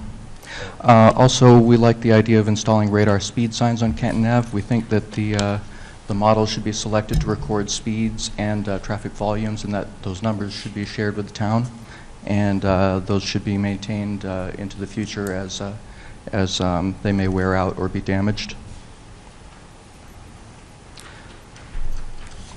We were pleased to see, again, the walkway along the inside of the stone wall along Canton Avenue, but we would prefer to see that be paved as opposed to a crushed stone path, as it was marked on some of the earlier drawings, and preferably a little bit wider, too, if possible. So, Lee, on that one, because that's something where we're going to have different interests at play, right, in terms of pervious and impervious, and it's one of the things that I asked about, too, in terms of accessibility. So what's your thinking in terms of your committee and making that suggestion for it being paved rather than so crushed stone? The front page of our letter basically describes different types of bicyclists, and of course you've got the strong, fearless people who already ride on Canton Ave, and they're going to continue to ride on Canton Ave with or without sharrows. But the majority of people, so families with kids, they'd rather be on a sidewalk. And the town has already made strides in extending sidewalks along Canton Avenue, but they can't put it along the whole length of the road. So it's really nice to have something, the applicant would potentially put a trail on the inside of the stone wall. But I think that having something that's a little easier to walk on, so for example, if you recall, the old Neponset Greenway had a crushed stone path along section in Dorchester, and that kept getting damaged, and there were potholes, and it would fill up with water. So it would be better, in our opinion, for the neighborhood if it were a paved path. So there'd be fewer trip hazards for some of the seniors who might live there. It'd be easier for the neighbors to use it, easier for kids to bike along. So that's our thinking along those lines. And then you also had a width, you suggested increasing the width to 5 feet. Was that for a shared? Yeah, possibly. We'd like to see it wide enough so a couple of people can go along it at the same time, and maybe pass other people at the same time too. Yeah, I mean, I think if you have a parent holding a child's hand, or if you have someone who needs assistance, who might have a cane or a walker, I do think you need enough width, and 5 feet is the appropriate width for that. I don't know if you have any comment on that. I don't know the standards for that. Walter or Deb or Giles? Or maybe we can ask Alan when he comes relative to that. 4.5 would allow. That's the standard typical roadway section. Oh, for Milton. For Milton, it's 4.5 feet for the sidewalk. That's another one of those things, Bill, we need to look at. All right. I typically see between 4 and 5 feet, so. I know in Boston, where you're looking at the, if I do work in Boston, and they're looking for sidewalks to be a minimum of 7 feet now, most places, and increasing even to 11 feet, and looking for the, anyway. So it's, I do think, in terms of usability, though, Lee, I think that's your point in terms of. Yeah, we feel it would be better for the neighborhood if that were the case. Perhaps the town could make an exception for stormwater fees if the applicant were to put that in. Maybe some deal could be worked out, but we do prefer to see a paved path there. Okay, and does that summarize all? I believe that's all in the letter. Yeah. And we'd also like to see, if possible, clearing of debris like leaves and branches periodically, possibly also snow removal. And as tree roots may grow underneath them, periodic maintenance of the trail, so there are fewer trip hazards. Yeah, the sidewalks in Milton have plenty of trip hazards. You also, I think, put in there that you were supportive of the additional sidewalk, both along Canton Ave and along the roadway within the development, right? Yes, we had added that we'd like to see a loop going around the whole residential area, and I understand the applicant has included that in the design, and I think that's a good improvement. Okay, so what do you think about the Bicycle Advisory Committee's comments and suggestions? You want some? Well, you'll get a copy of the memo, and you can let us know. But it seems to me on the traffic mitigation side, a couple of signs make sense in terms of the bicyclists. All right, so I was going to give you time to. We would respectfully reserve the right to think about it. Right. So. Read the letter. So, any other questions on the additional traffic and the additional proposed mitigation? Just one second, see if we have a question up here first, and then I'll get right to you, okay?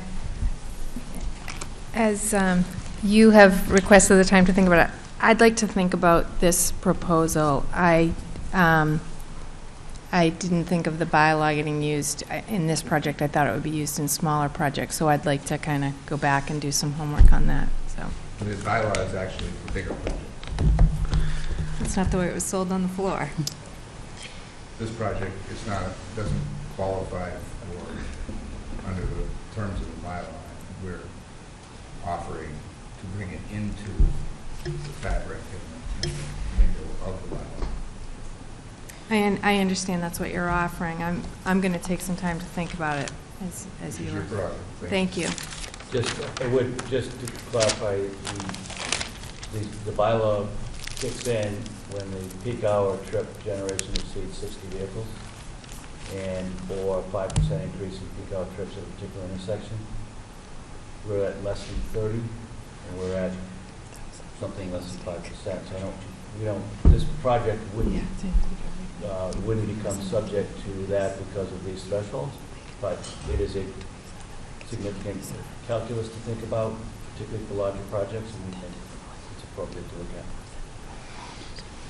And obviously, Thank you. I like to make two requests. One is that when letters like the Bike Advisory Committee letter come in, that we make sure we get them to the applicants, so that when they come to the meeting, they're prepared to respond. And also, I'm hoping that we can talk about this with John Thompson, maybe Mike Dennehy, and see if they feel as though this is a meaningful contribution and what $27,000 could accomplish in the context of designing some side street improvements or whatever we need to do related to 138. Rich? This is kind of just a question of how this would work. I think Lee, for all those comments, I thought they were great. I like the idea or the pathway to it. Makes a lot of sense how he explained it. My only question, I guess, is when you're talking about snow removal, I think I asked this question in a previous planning board meeting, and I thought the answer was the town doesn't require by any rule that somebody removes snow from in front of their house in a bylaw. So my question would be would this we probably couldn't require it, right? It would be more like a maintenance. We'd be asking them to include it in their maintenance plan or something. You mean to plow the sidewalk? Yeah. That's being added? Because that's my understanding that we don't do that. We don't do that now.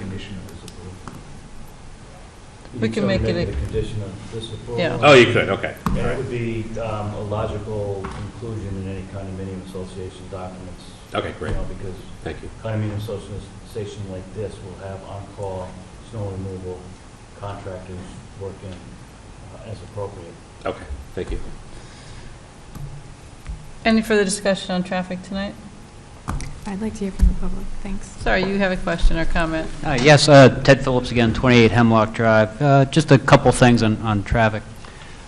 Right at the first time Jack came to visit the neighborhood, one of the first things we talked about was traffic. And we kind of came to agreement that we're probably at an F already with Rush Hill Road, and this will just make it more F. Read into that what you wish. We also agreed, again, Jack and all, that the real problem with 138 and then Canton is Royal Street, which was mentioned before. That's in Canton. So that light is red so long on 138 headed south that it backs up 138 past Dollar Lane. It backs Canton up to Hemlock often on weekdays. And now that Reebok has moved out of Canton and out of Royal Street, and I believe the timing was negotiated as part of that construction back in the day from an insider. I'm wondering, does the town of Milton have any way to influence the town of Canton, or perhaps the timing of that light, which would alleviate 138 South and Canton Avenue South? So I think that's an interesting question, because we've asked the same question in Milton Village, where we know that signalization issues across the river in Dorchester impact Milton Village. And our town administrator reached out to Boston to talk to him about working together on that signalization.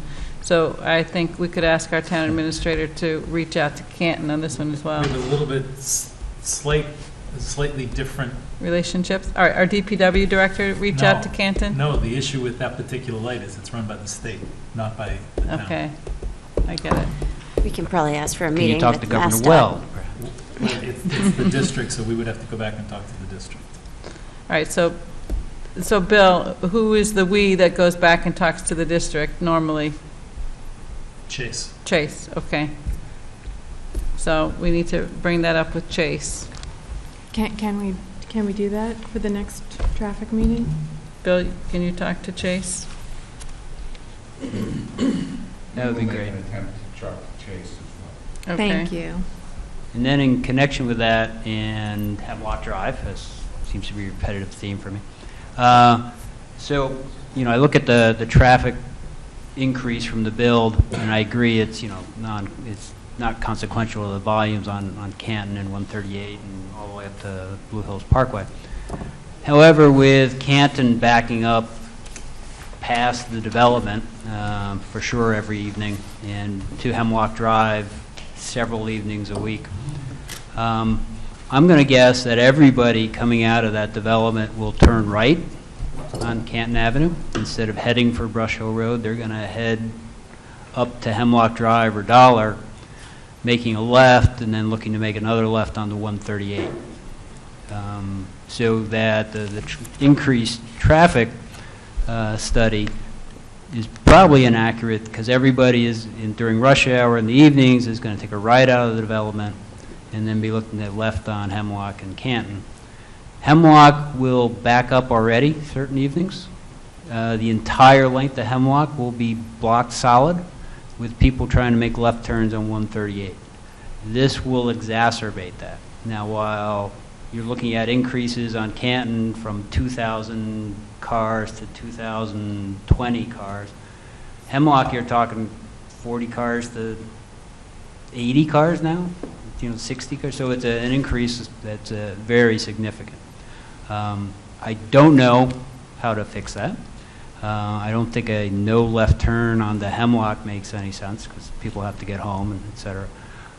Potentially a no left turn off of Hemlock on the 138 during rush hour would help that. The people on Hemlock Drive have talked about it. The one concern with that would be with Canton Avenue already backing up as much as it does. If you take the southbound traffic off of Canton, that goes on Hemlock. You take it off of Hemlock, that just makes Canton back up further. And so instead of being stuck on Hemlock trying to get to your house, you're stuck on Canton trying to get to your house. So it's really frustrating to be 25 feet from your house and be dead stuck in gridlock. So, thought about Walter or Giles, can you respond to the count question? And then I do want to make a comment about larger traffic analysis that the town's hoping to get initiated. So, but first, the comment on or the question about how the counts might double on Hemlock Drive. Well, I think first of all, the volume of our traffic is, again, the volume of our traffic, total traffic is a very small number. I think that the improvements contemplated by the corridor study in Mass DOT will help to alleviate some of that congestion that he's talking about, and that would help to improve that situation. I think that of those two, alternative one or alternative two, it seems like alternative one would be better to help alleviate that situation with the 2 lanes at southbound. Would help that out. So, Walter, if you have any comment about that? I'm trying to just find the numbers for Hemlock now, but one of my comments would be that most of your traffic's backing up in the peak afternoon in the evening, and that's when most people are heading home. So you really wouldn't see that many cars coming out of the development at night. So it wouldn't be as dramatic. They're going to be coming home from one of the places, not exiting from the development, is what you're saying at the evening? Yeah, they'll be going into the development, not exiting. You might see some cars making a left off of Blue Hill Ave, coming up that way to cut in, but most of Canton, from what I see, doesn't back all the way up to Hemlock. It's usually a little bit up the road. So they would probably still stay on Canton Avenue. And in the morning counts that you've got, one sec, Jack, the morning counts where you would have people exiting the development? They would tend to take Canton Avenue all the way down, because there's really no benefit, I see, at that point to use Hemlock. So Okay. you're probably better off coming down to Dollar, where you have a signalized intersection, to then get on 138. And Jack, you wanted to offer a comment? Yeah, where my head was going was, I don't know how you enforce it, but is there a sign at the base of Walcott Way or whatever called my road, that is, no right turn 4 to 6 p.m. So they have to go, in theory, we're steering them to the south, into the F plus. But then if they want to go Then to they East gotta go down to Milton, that then drug they're lot, get on going to 38 be circling and around. head north, or you could put a no left turn, coming north on Canton Ave.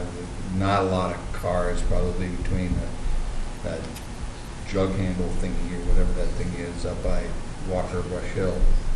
Not a lot of cars probably coming down northerly down Canton and turning left on Hemlock. They're mostly probably coming south and turning right onto Hemlock. Yeah. That's It's I don't really, know. I think it's more potentially not having people taking a left off of Hemlock on the 130. Yeah, I'm sympathetic. I'm trying to. Well, one of the things kind of conceptualize how not to add yet another car to the F plus that the resident has to experience. But a lot of these intersections are F, right? It's not just that one. So one of the things this town has done has been very reactive and put up a sign on one street and just sends it to the neighbor's street. Yeah, exactly. And it's not worked well. And the Master Plan Implementation Committee recommended funding for the next fiscal year for a townwide traffic study, which would build simulation models so you could test how, in these computerized programs, how these initiatives might work or where those cars might go. The planning board supported that. Capital Planning Committee did too. Great. And so hopefully we'll see where that goes in the next budget cycle, or with this coming fiscal year budget cycle. But this area is on the list of places to address, there's like priority lists. This is one of them. But it's important not to be knee-jerk, and I hate, it's kind of not the right word to use, but it can cause unintended consequences, and that's happened in other neighborhoods. So, so I think that's where I think is still important. If Walter, we can take advantage of your volunteering some of your time to take a look at this and just see what you can offer to us and the neighbors of what that Route 138 study's suggesting and how it might make some improvements. That might help you. Yeah. Fix Royal Street. And then if the follow-up with Chase about working with Canton and the state on the signalization, I think is an important thing. And yes. Would we be able to put no construction vehicle sign at the beginning of Hemlock Drive, or even on-site on Canton Avenue, instructions for the subcontractors to understand they're only supposed to go left? That's in the construction management plan now. Bill? So, I'm sorry, Dan, go ahead. can we get a sign on Hemlock? Is that something DPW can do? Well, during construction? During it says construction? No, sure, it would be like a real estate temporary sign that, wasn't permanent. It didn't live there forever. It doesn't have to be permanent. Governor Stoughton Lane at Canton Ave has had signs for, well, I keep on calling it Milton Woods. Yeah. And they're very temporary looking. Yeah, no, and no trucks allowed, use the Unquity Road entrance. That's on the development's property. You're talking about on Hemlock itself. Yeah. Well, we can look into it, right? But that could be. That's not on the development's property on Canton Ave. I know, Governor Stoughton. What Danny's saying is put it on Hemlock that no construction vehicles. That means that the guy who has the house next door has his guy leaving. I have a feeling that the property owner at the end would appreciate the sign. And we can put it in the check if you public want. right away. I'm sure we can look into it offline. All right, so if the developer's willing, I think it would be a good. I think that that no left turn at the end of Hemlock onto 138 makes more sense, because that's a safety issue. You're at the bottom of the hill. You're looking at expanding the road itself because you're going to have 2 lanes for the light at the Ponce Valley Parkway. And now you're going to take and shoot across the 2 lanes, and you have cars coming up out of Neponset Valley. Taking and putting a no left turn at the end of Hemlock Is that something we may want to look at? For this project you're talking about? Does what? You're talking about that for this project as a mitigation? I just heard it come up in this, but I think it's something that we could actually go back and look at on the Traffic Commission, because it's I think it's a safety issue out there now. All right, so Traffic Commission, and then just also so you're aware, the Select Board formed a Traffic Mitigation Committee, and they'll be looking into taking over, really, and working with the town departments like DPW and planning on the traffic study that I mentioned, but also beyond that. I mean, they're going to be looking at a whole host of things. So it's something to follow in terms of some of these. Every project that we get involved with, the issues of the region or area come up, and it's not necessarily that a project can solve all of them, but at least the issues that are raised can be sort of directed someplace for solution. So I just want to make you aware of those. Okay, so given the hour, is there anybody else who'd like to talk about traffic in the audience? Okay. Okay, great. So then we'll consider what we heard, and you will consider. Oh, yeah. Okay. But on the traffic, we're going to need to loop back to it, another time for these things that we talked about, right? Okay. Affordable housing. I'll take the talking stick on this one. We have a couple of slides in here. The first one is just really a summary of what the bylaw says. There's 2 pages worth of words there, so this is a bit of a bulletization of that. And the bylaw requires that 10% of the total count rounded up be provided in the form of low or moderate income housing. The intent is that that the 6 units that are provided meet the subsidized housing inventory eligible list, meaning that they can be contained ultimately on Milton's SHI list, nibbling away at that 10% 40B bogey. The units are intended to be for households meeting the 80% area median income eligibility threshold. Units may be located on-site. Non-additive means that the maximum number of units inclusive of the restored and renovated existing homes cannot exceed 54, so any affordable unit on-site would be part of that 54. And they are to be of a similar style, and they are to be age restricted. Affordable units may also be off-site. They would be additive, meaning 54 plus 6 units for a total of 60. They do not have to be age restricted. The intent there was to try to find existing housing stock close to transportation, schools, shopping to the degree that Milton has shopping, that might be in poor or underutilized condition, and bring it to a productive condition and make it available to those that meet the requirement. They do not have to be age restricted, which is a positive, so that we can attract families. There is a provision for a payment in lieu. I don't think, based upon my conversations with the Affordable Housing Trust, that is at all of interest to them or myself. Lastly, there's a provision that they could be provided up on the Poor Farm, aka Governor Stoughton, through some sort of historic rehabilitation of what's there, which isn't much. That conversation I've had 2 conversations, one with the town planner and one with the Affordable Housing Trust in that regard. Thus far, there is no traction one way or another, good or bad. It just hasn't been timely. All of these units must be perpetually deed restricted so that they always are eligible only to those that meet the affordable or 80% AMI income restriction. So over on the right, sort of more of the same, and they can consist of single-family homes or legal two-family, minimum of 2-bedroom and 2,500 square foot in size. There's language in the bylaw that says they must be code compliant, safe, decent.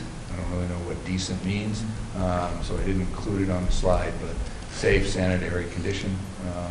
If they're new and are on-site, they must be of similar design, quality, style, and appearance. If they are on-site, they must also be age-restricted.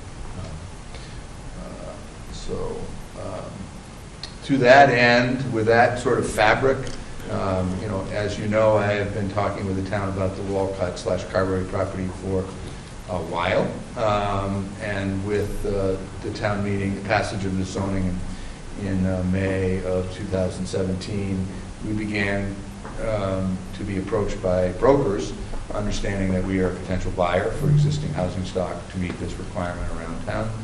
We've acquired essentially 2 houses.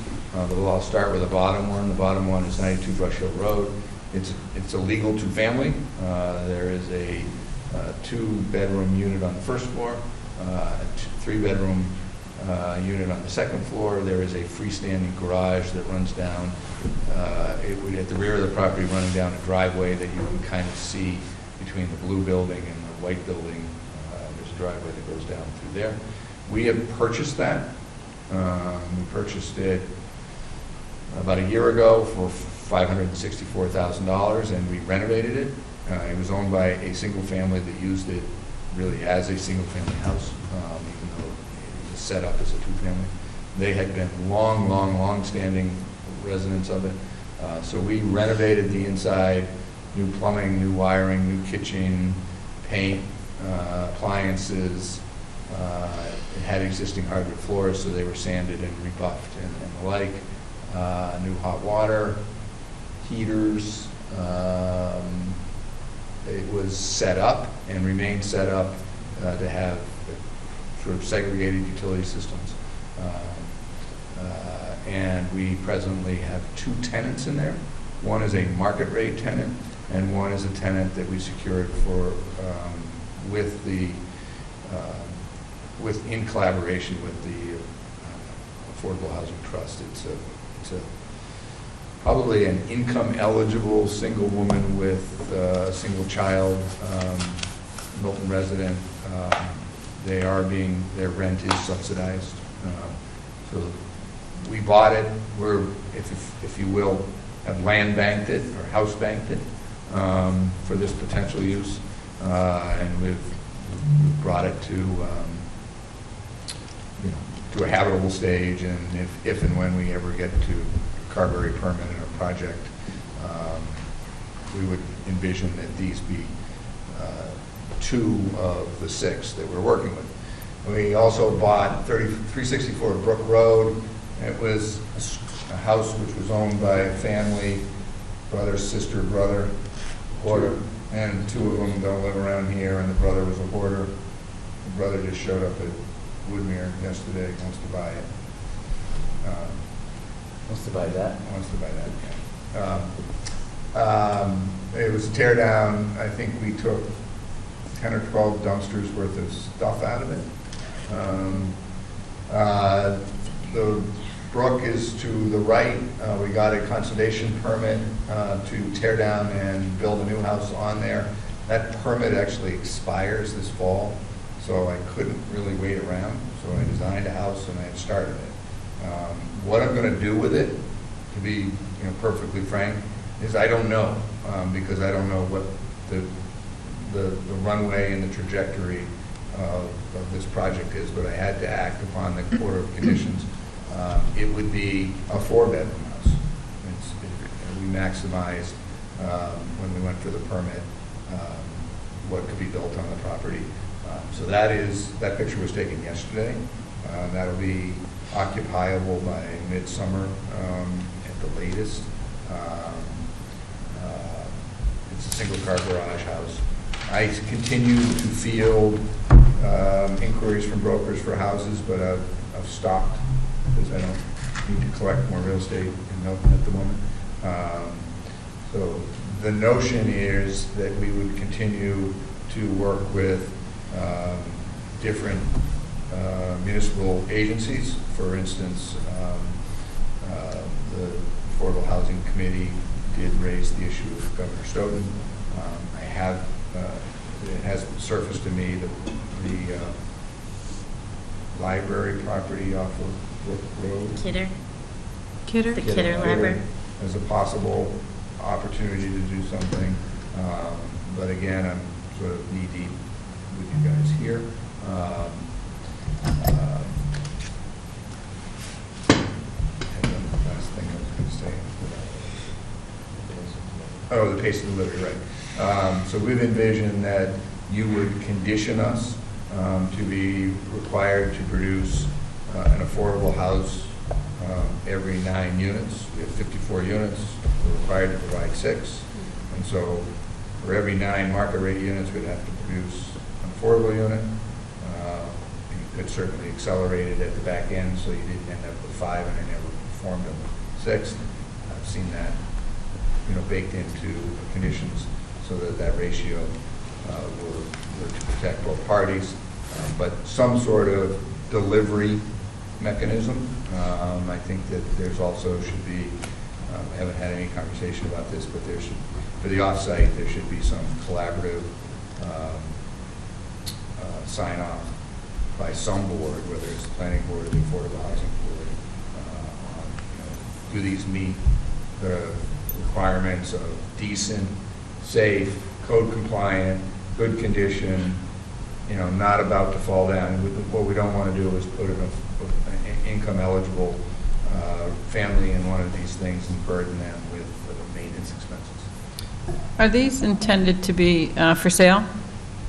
They are. They could go either way. There's an argument for them to remain for rent from a maintenance standpoint, right? From a long-term maintenance standpoint.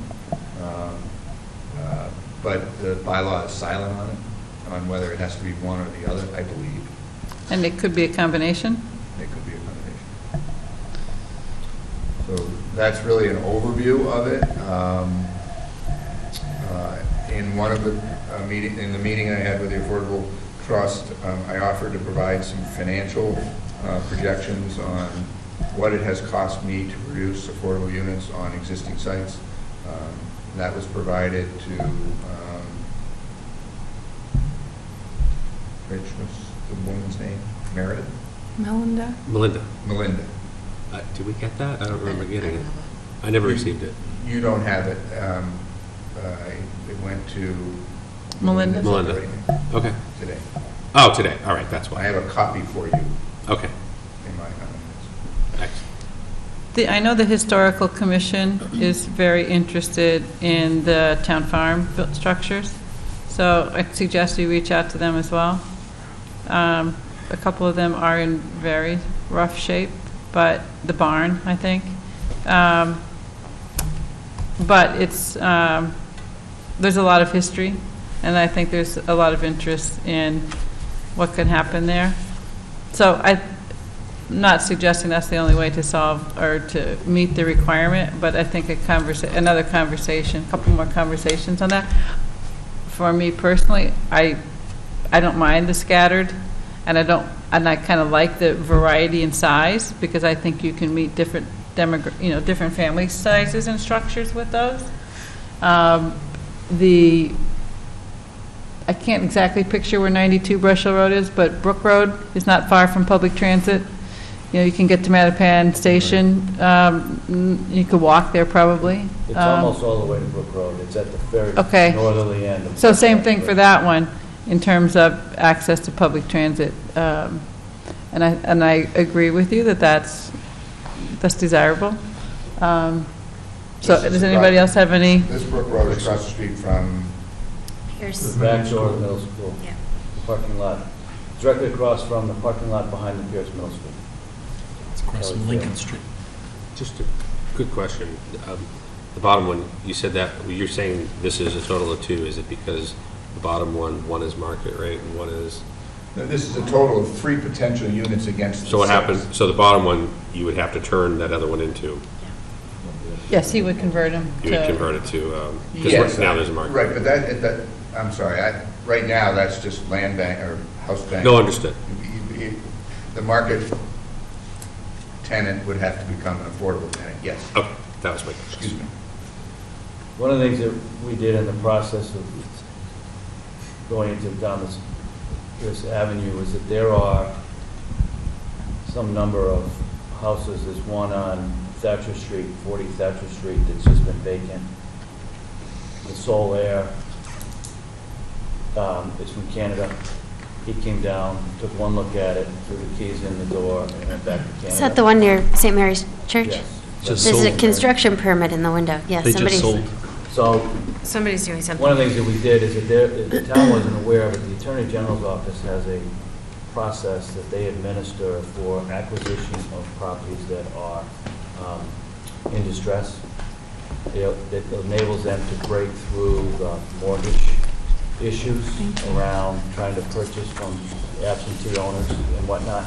And so at least, you know, the town, it's given the town some vehicle to go after some of these properties. Obviously, you know, whether it's Jack or somebody else who then has the ability to acquire, store, and make them either available for market or for affordable. But they certainly lend themselves to full restoration and availability for affordable. And So- those are the types of opportunities that we've been looking at. I mean, I think those are good opportunities too, but would it be your intent to secure, if we said we like this approach, would it be your intent to secure them all? I mean, because we would grant approvals, right? But the locations potentially wouldn't all be all be determined if we did them only, you were delivering them only one every 9 units. So if you have 3 right now, that would take you through 27 units. How long would it be before you've built 27 units and you're on to the next 9? I'd have to go to my construction, probably 2 years. So, you know, how would we know what how you're going to resolve the other 3 units, you know, 2 years from now? Well, certainly a condition of this permit would be applicable to the building commissioner. He wouldn't be able to issue new building permits or certificates of occupancy until he's produced a certificate of occupancy for the next unit. I mean, that's the- I think, if I recall, what we did for Pulte is they did something similar to this and said, these are the types of things we're looking at. Does this meet with the expectation? As we acquire parcels, we'll come and get approval from Bill or somebody. Okay, so. I mean, I would be comfortable with that moving Same forward approach, for yeah, them. okay. Chair, I think you raise a good point. If we get to the close of the public hearing and into the drafting of the decision, I think there ought to be a clause in here that governs not only the delivery schedule, but also, you know, The process. the acquisition. Right.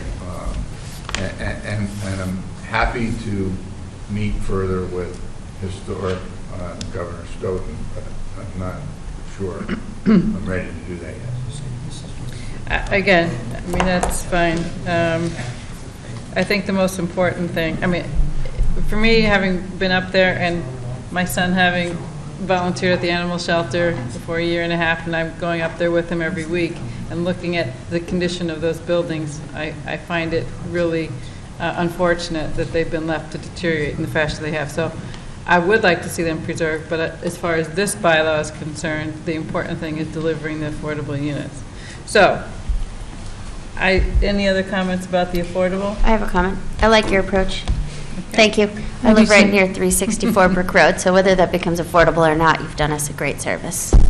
Yeah. I like what you're doing here, too. Okay. But would it be Melinda's group and Rich's group that would sign off, or we would sign off? No, we sign off. We sign off, okay. And I think the way we would sign off is we would probably put in our decision, you know, what's been presented and what the approach is going to be. And that's what we support and what would be required. I mean, we'd have to think about how that language is developed, right? Right. But that general approach, right? Right. Okay, I so. think this general approach works. I like. Okay.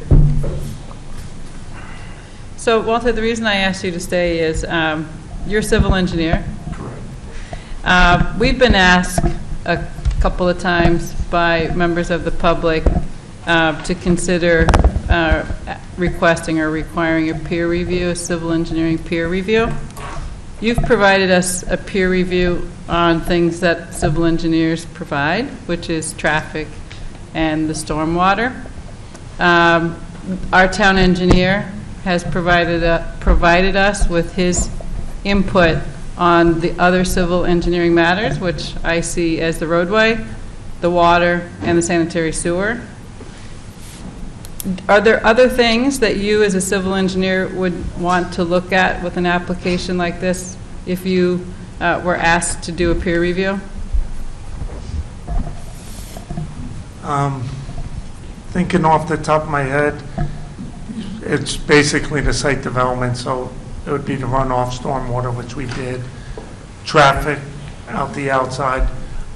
Utilities are very minor in this. It's just the water line, so I wouldn't, I think town review is sufficient on that one. It would only be if you got into bigger pump stations or something like that. Or they couldn't tie into sanitary sewer and they had to do some kind of on-site structure that might require some other so level of review? But if they did so if you did a septic system or something like that, it's ran through the Board of Health. We could do reviews for the Board of Health, but it's very minimal.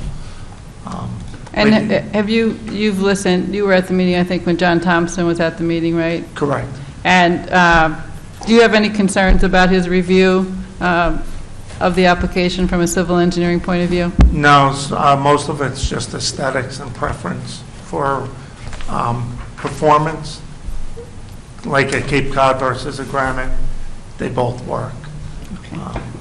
So it's really just aesthetics at that point. Okay. Well, since you're a professional, I'm glad you're willing to offer your opinion on that. Well, thank you. And now you're free to go if you like. Have a good night, and thank you. Happy New Year. And thank you for your work on the peer review.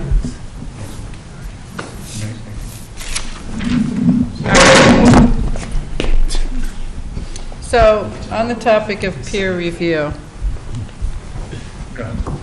we have, Excuse me. yes. That's 374 Brook Road, not 364. 374. That's right. Okay, so we have the bylaw itself, and we have certain things that are pretty black and white. You can either meet them or not, and it's fairly straightforward about whether that can be done or not. And then we have other things which are standards, and it requires discretion, and there could be differences of opinion. I know as an architect, every architect you ask about something might have a different opinion.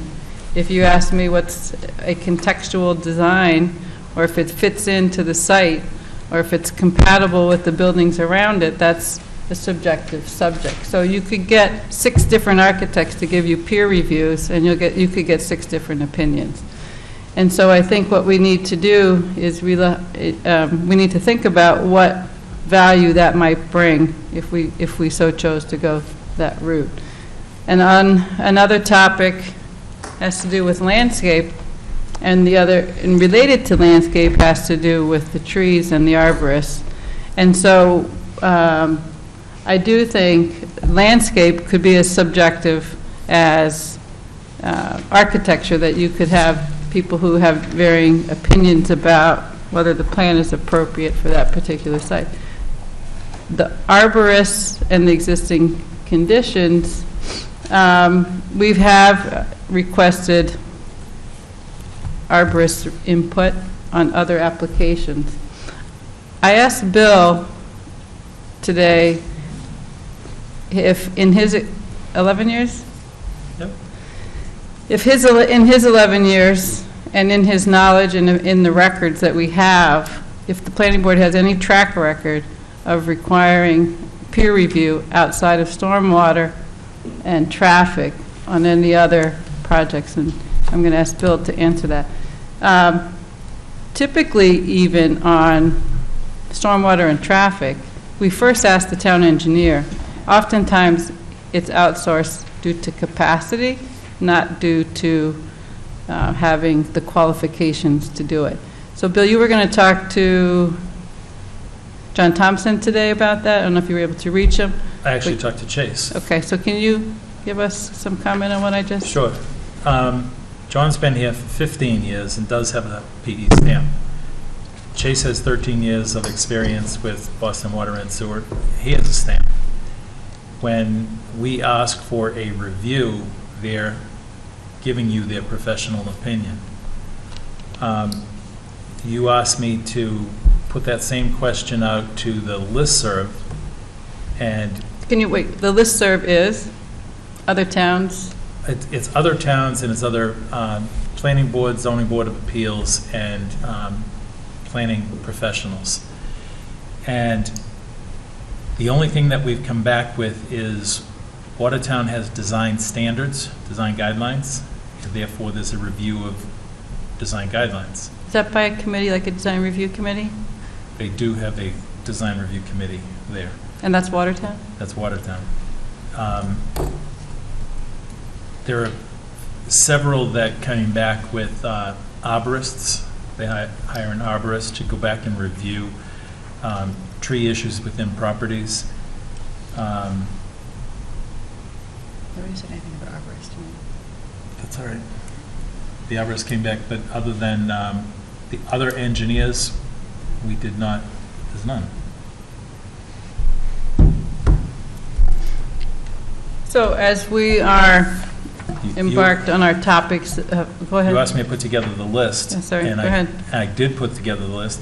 Of all the ones with special permits, we've never taken and done anything but stormwater, traffic.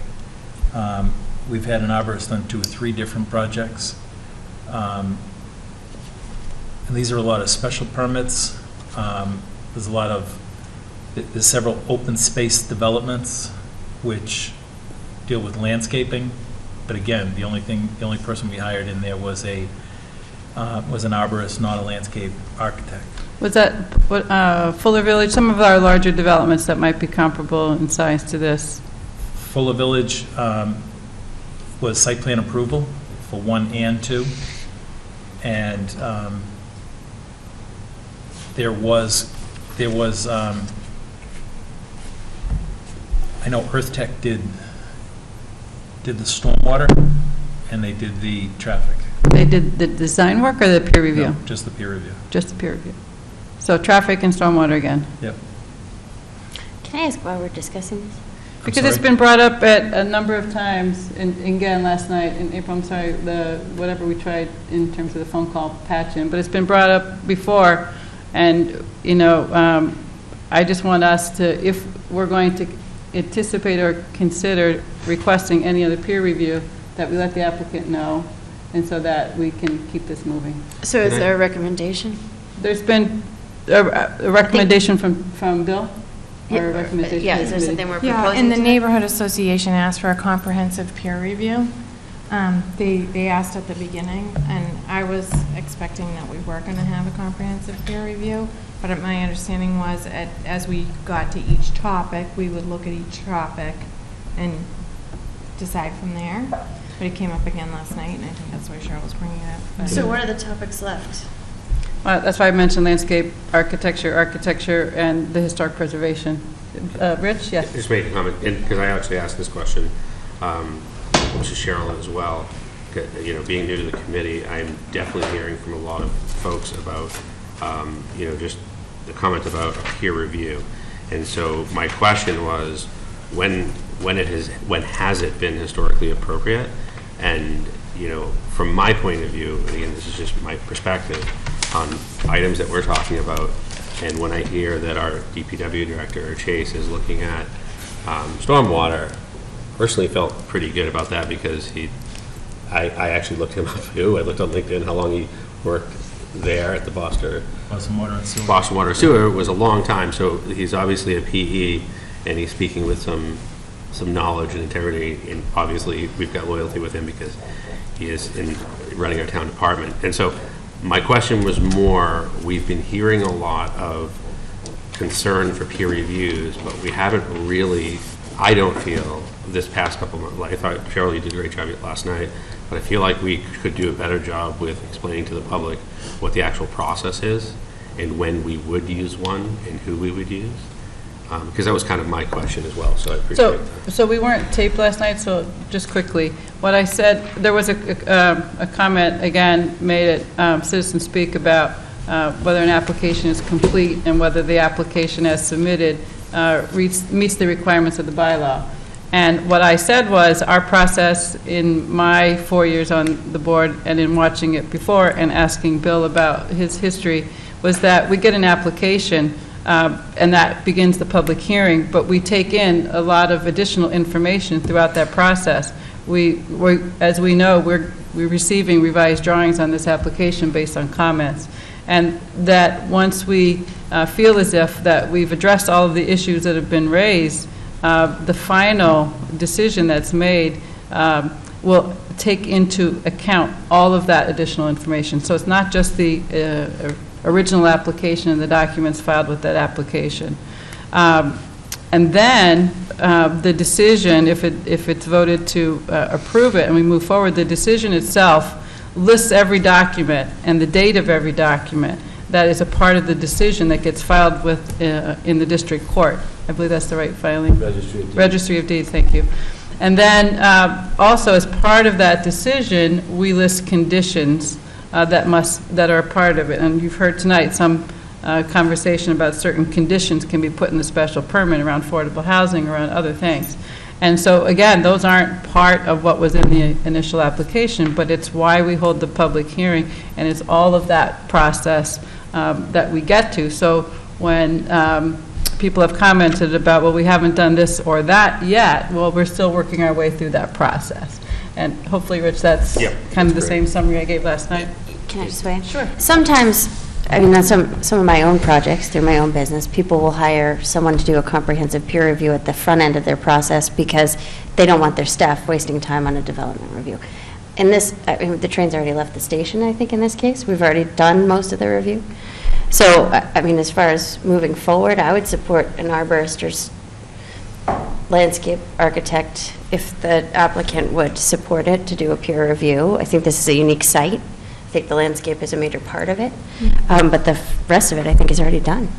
And I'm sorry, I just wanted to, and I thought we should talk that out, I think, just because I think folks have mentioned concerns, but we haven't really answered them on why we thought we didn't need one. Yeah.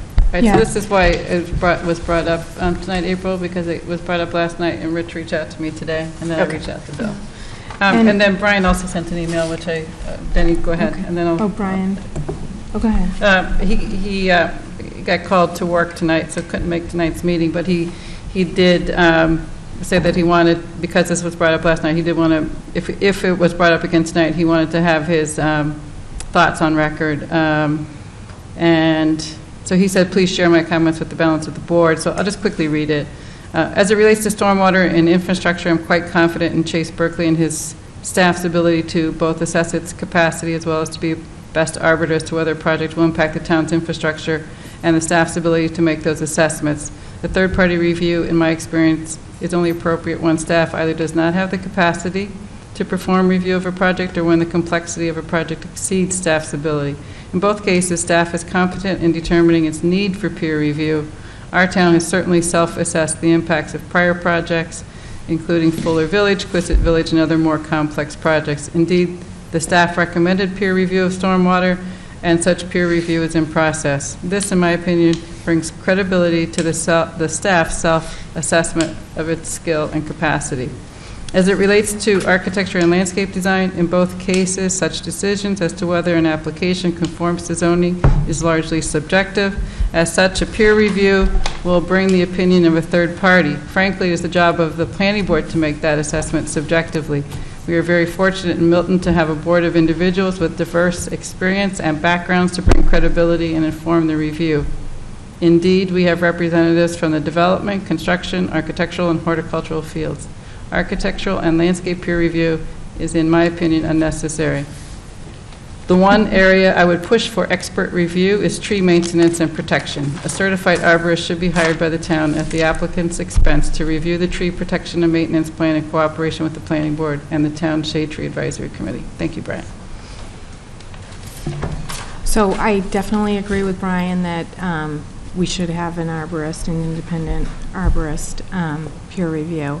I'm disappointed that we actually never had the discussion about the independent engineer. I was happy with blanking on his name, Tom. Walter? No, the town engineer. John Thompson? John Thompson.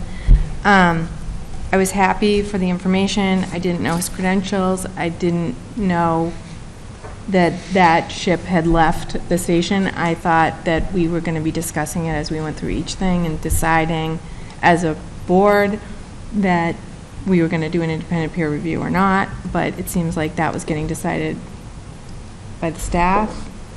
It always goes to John Thompson because that's his jurisdiction, and so he didn't request sending it out for peer review. So that's the standard process. I just think that generally, I think that this project, 47 acres, 50 whatever units, is a private development, and we're using public resources, and we, in a situation like that, we should at least discuss an independent peer review. But as April said, this is left and it's been done. I appreciated his information. If I had it to do over again, I would have done it differently. But I'm not going to, the work is done, I'm not going to challenge that at this point. Last night you had mentioned that you would do the peer review and for architecture. And while I would love all your information, and of course I will take on, of course I respect your opinion, and will be delighted to hear it. I would like an independent peer review of the architecture, because I do think that that's significant, and I do think that there is something for independence, and it can't hurt to have another opinion. But I do think that there is I very much appreciate your offer. It actually wasn't an offer. I was asked if I was doing a peer review of the architecture, and I said I was working my way through the architectural parts of the application. But if we look at the bylaw itself in terms of what we're required to meet on the bylaw, in terms of the design, the things that relate to architecture are fairly limited. There's design standards for buildings, and if you look at them, the architecture of each building shall be consistent and coherent in all its elements and compatible with and complementary to its surroundings in form, scale, and massing. The rear and sides of each building shall be given the same careful attention as the front. And it goes on in that fashion. So it's not as if anybody could say that it meets that or not in terms of being concrete. They could tell you, it's, in my opinion, it does this, and you could say, in my opinion, it doesn't. It's like, so it's very subjective. And the next one, in terms of variety and massing, roof lines, design features, details, and color, in order to avoid a pattern of repetitive units placed equally along the roadway. That's something that I think every one of us can look at and see whether it's doing that. And then things like windows and doors shall be surrounded by appropriate architectural elements. That's trim, right? So are the doors and windows, do they have trim? Is it a coherent whole? Each door, window, or window grouping shall be proportioned to the building. So if you look at that, is it a tiny window in a wall of no windows otherwise? Each unit shall have windows that open. Garage doors shall not dominate the appearance. So one of us might say that garage doors is dominating, one might say it's not dominating. So it's really a judgment. So that's, and then exterior lighting fixtures, this is something that can be really identified. It either meets, it has the fixture seal of approval from the International Dark Sky Society, or it doesn't, right? And so roof lines shall be visually coherent and architecturally well defined. Pitched roofs, cornices, and other appropriate architectural elements, dormers, gables, etc. And you can look at those drawings and you know that they're not a flat roof, or they are a pitched roof. And then the building materials. And then 2 more things, and that's you shall not have unrelieved flat surfaces. So some porches, some bays, some other recesses or projections, and then small accessory buildings necessary for condominium operations and maintenance may be permitted if attractive in design and sited unobtrusively. That's it. There's things about the existing buildings, which we're going, I think, rely upon the Historical Commission's recommendations. There's things here that are definitely, you can say whether they meet it or not, which are the requirements for the dwelling unit, such as it's 2 stories. It has a first floor master bedroom. It has 3 bedroom, no more than 3 bedrooms, an average of a certain number, has a garage, 3,600 square feet. And the last one, which I've never agreed is appropriate in zoning, because it's a building code requirement, is that interior spaces shall be designed so that units are resistant to noise from adjoining units as required by applicable building codes. So those are the things that we have to decide upon. And, you know, I really, I agree with Brian. I mean, I will offer my opinions about these things, but I don't think a peer review is necessary for it. I agree about having an arborist. I would like to understand what the applicant's arborist, and if we want to have another arborist who reviews that, and potentially the landscape is something that we could have the arborist take a look at in terms of what of our main concerns. Is it the species, you know, in terms of them being native plants? So that's my thought about those, yes. Staying on the arborist issue for a minute, you have tree preservation on the 14th of February. Your question last time was, can the Shade Tree Committee attend? And the answer is yes. Thank you. Okay, so that's in 2 weeks? On the 14th of So remove that one? John Coppinger was an arborist who, he was actually the arborist for 333 Brush Hill Road after the fact, when we were cleaning up the mess. He was quite good. I thought he would be a good professional to turn to as an independent arborist, John Coppinger. I can get you his number. I think I've heard people say that an arborist.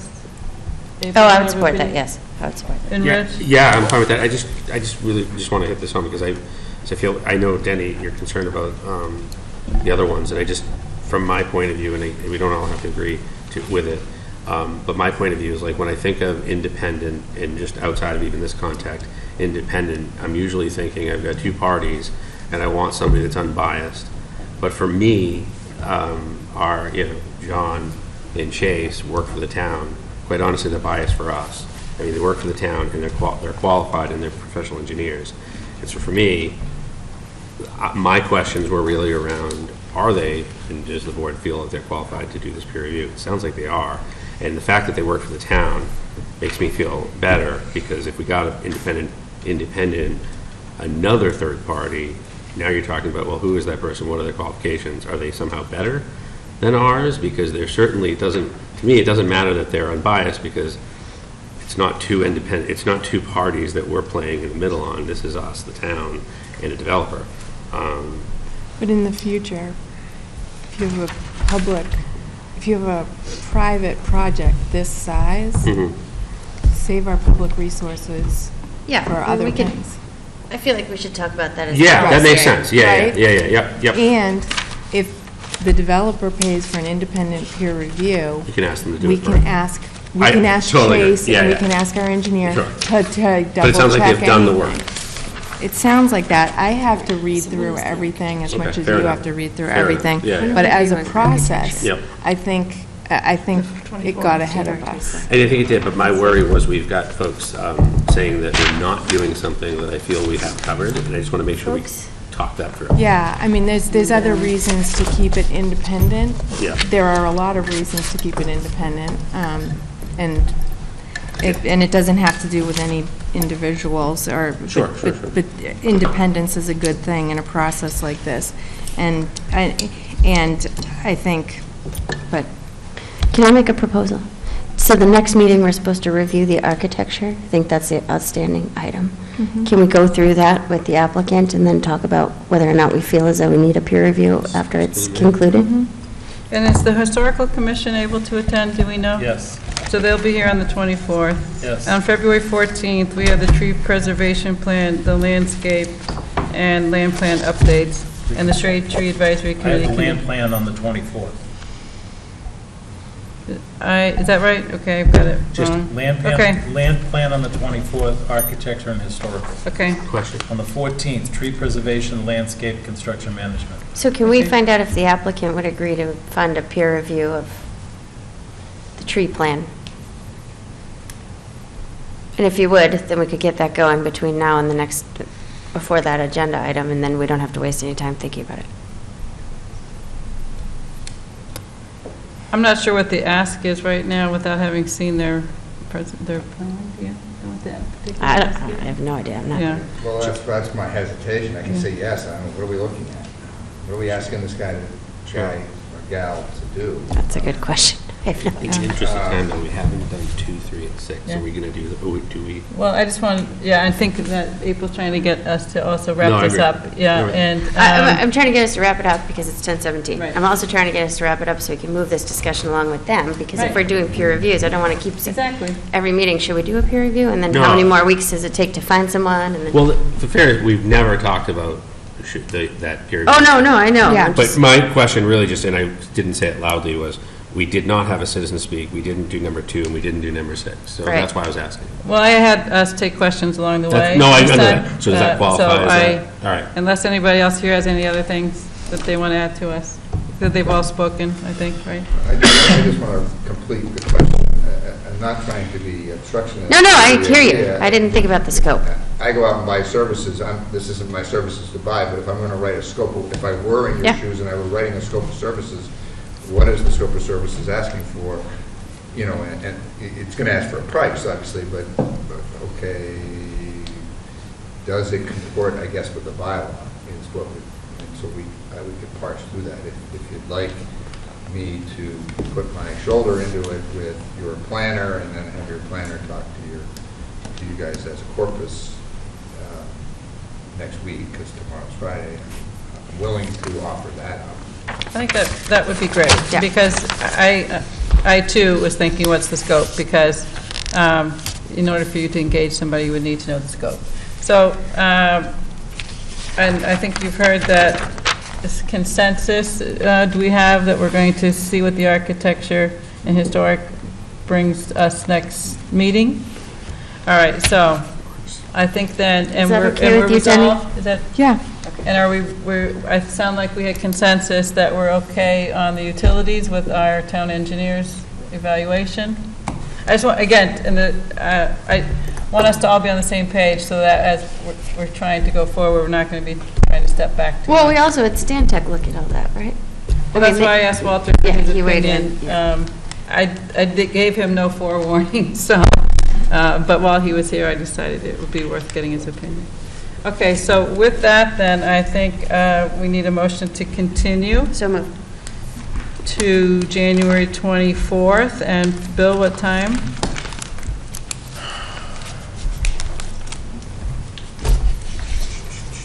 We have a public hearing scheduled at 7:05, I think, On what? on the zoning. That's right, public hearing.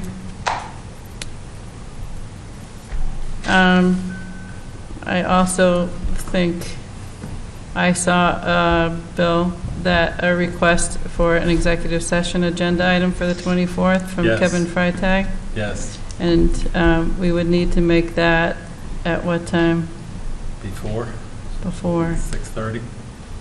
Are people available at 6:30 on the 24th? 6:30 executive session. Right. Yes. Yeah. Okay, so that, then, how about 7:30 for, or do we do 7:15?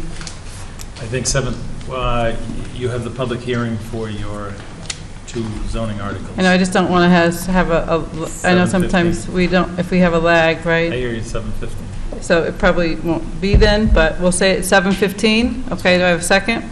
Second. All in favor? Aye. Aye. Thank you. Thank you. Thank you. Thank you for your time.